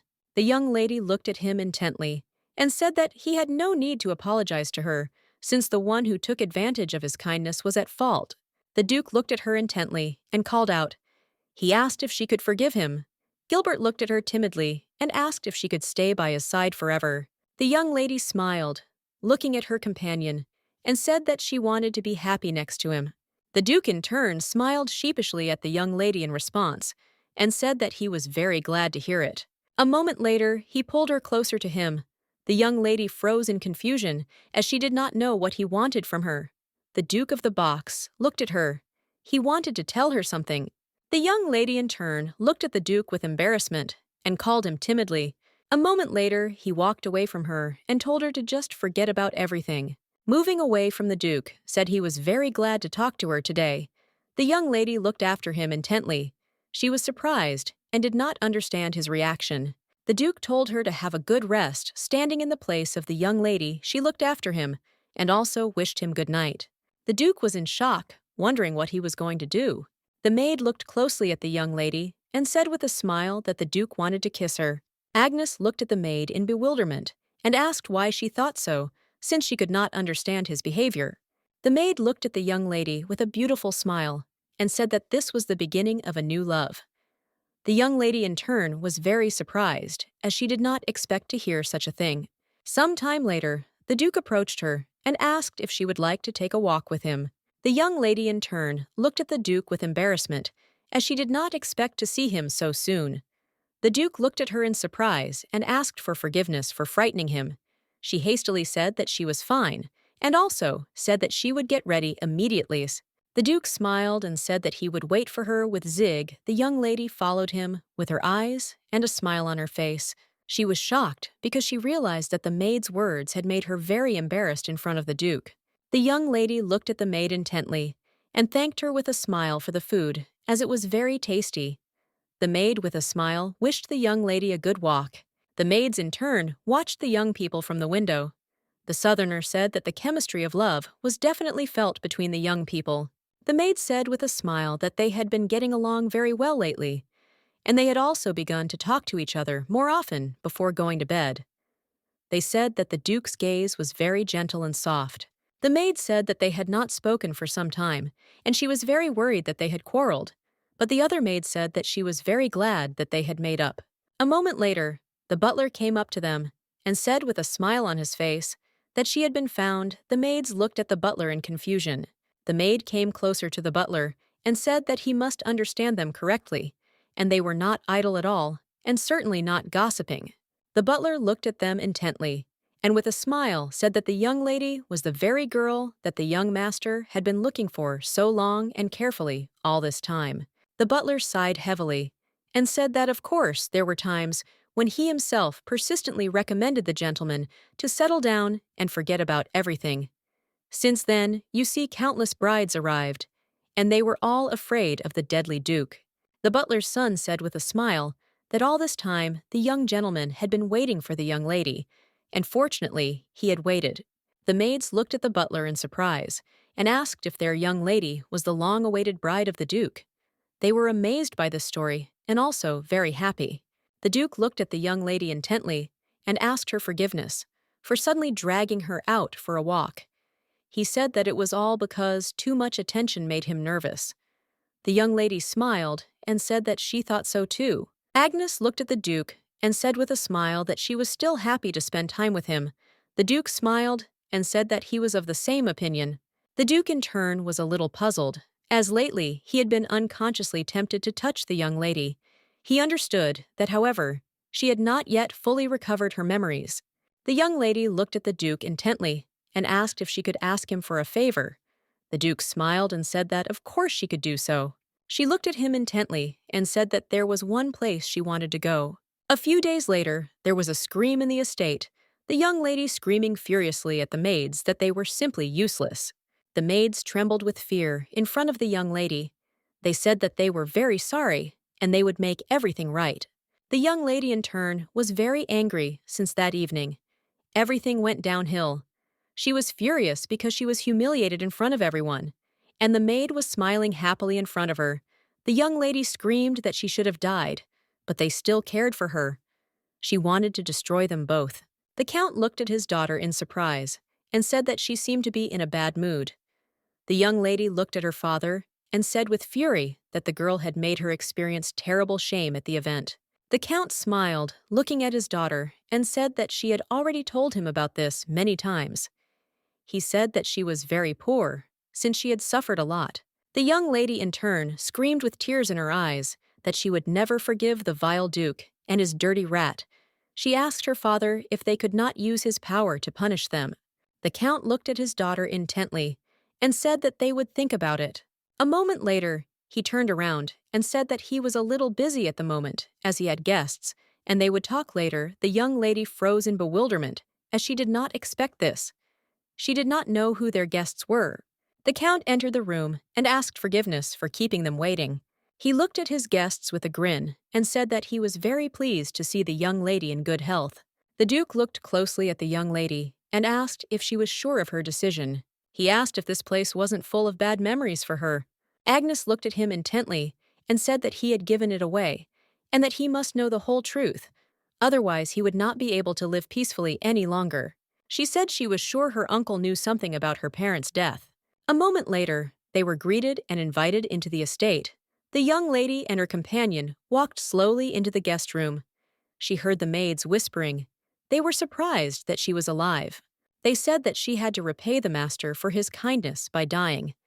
They were shocked that she returned, despite not having fulfilled her duty. They said that she looked like evil demon. But the young lady in turn steadfastly endured their criticism.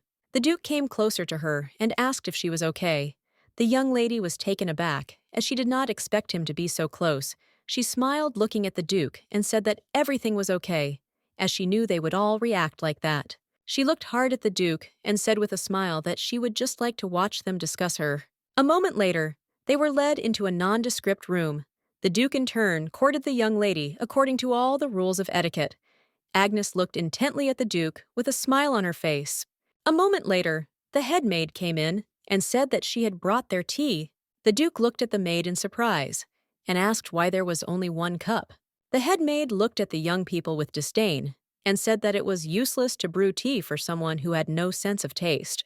The Duke was furious and wanted to remove the maid from their path at once, but the young lady restrained the Duke and said with a smile that she smelled a very pleasant aroma. Agnes looked at the maid and asked if it was Lafleur's tea. The head maid froze in shock, as it was unexpected to hear something like that. She wondered how such an inconsolable doll as Agnes could distinguish the aroma of tea. The maid thought that the young lady had simply guessed. The Duke sighed heavily and asked the head maid if her master had returned. The head maid said that of course the master was not there. The young lady looked at the maid in bewilderment and asked what she meant. The head maid looked at the young men with disdain and said angrily that they could wait, but she did not say that she would inform the master of their arrival. The young lady looked at the maid in surprise and said that they had sent him a letter and arranged a meeting. The head maid looked at the young lady with fury and shouted that a brat like her should know her place, as the master would not waste his precious time on her. The maid looked at Agnes with disdain and said that no matter how long she waited, the master would not come to her. She said that they did not even need to sit there and they could just leave. The Duke looked at the head maid with fury and shouted, did she really think that he would just sit and listen to such things from her? The young lady in turn looked intently at the Duke and asked him to calm down. The head maid looked at them with disdain, for she saw that the young lady was still the same pitiful doll as she had already begun to cry to the Duke. The young lady looked at the head maid and said that it seemed she didn't know her place. The maid was shocked, as she did not expect to hear such a thing from the servants. The young lady looked at the head maid and calmly said that she was keeping her master's guests waiting, insulting them, and all without his permission. The young lady looked angrily at the maid and said that by her behavior, she was tarnishing the good and honest name of her master. The young lady looked closely at the maid's leg and said that she would tell her again, so that she could tell her master that they had arrived. The maid was taken aback and said in a trembling voice that she understood everything and would certainly correct the situation. The Duke sighed heavily and said that, unfortunately, he had lost his composure a little. Without raising his eyes to the young lady, he said that it was an extremely cruel request on her part to tell him to be silent. The young lady looked at him intently and said with a smile that she just wanted to get a little revenge on the head maid. Meanwhile, the Count was reading the documents closely. He knew that Isaac had been acting very suspiciously at the time, and later he received a letter from the young lady saying that she wanted to meet. He knew that something had definitely happened at that ball. The Count looked at the painting of Agnes's mother with a smirk.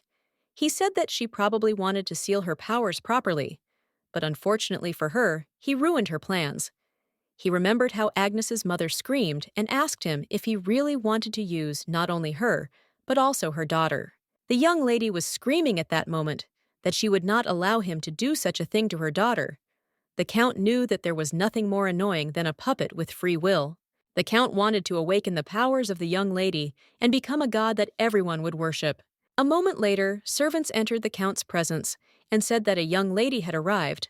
The maid looked at her master and said that the only reason the girl could return was to demand something from him. The head maid said that the Duke might also be fake. She said that she was a little hesitant about whether she should disturb him. The Count smiled and said that he understood that she was very worried about the family. The maid was very glad that the master understood her. A moment later, the Count struck her with a furious blow, and the maid fell to the ground with a crash. The Count said that he had answered the young lady's letter and invited them to his place, and she had gone and defamed his name. He was furious, and looking sideways at the maid, told her to get out of his sight. He said that she would never set foot in their house again. The head maid was shocked, as she did not expect to hear such a thing. The Count looked at his favor and told him to deal with the maid. The Count looked at the Duke intently, and with a smile said that he was very pleased to meet her. The Duke said that he was also pleased to meet him. The Count looked at the young lady intently and said with a smile that it seemed they had recently been to a ball. He asked if the young lady had been present at it. He looked at the young people intently and said that he was very sorry that his daughter had caused them so much trouble. He said that he had already scolded her thoroughly. The young lady looked at him in surprise and said that they had come to him today because she needed to ask him something. The young lady looked at the Count intently and said that she was interested in the death of her parents, his younger brother, and his wife. The Count looked closely at the young lady and said with a grin that he understood everything. The Count looked at the young lady with a grin and said that it was finally time to talk about them.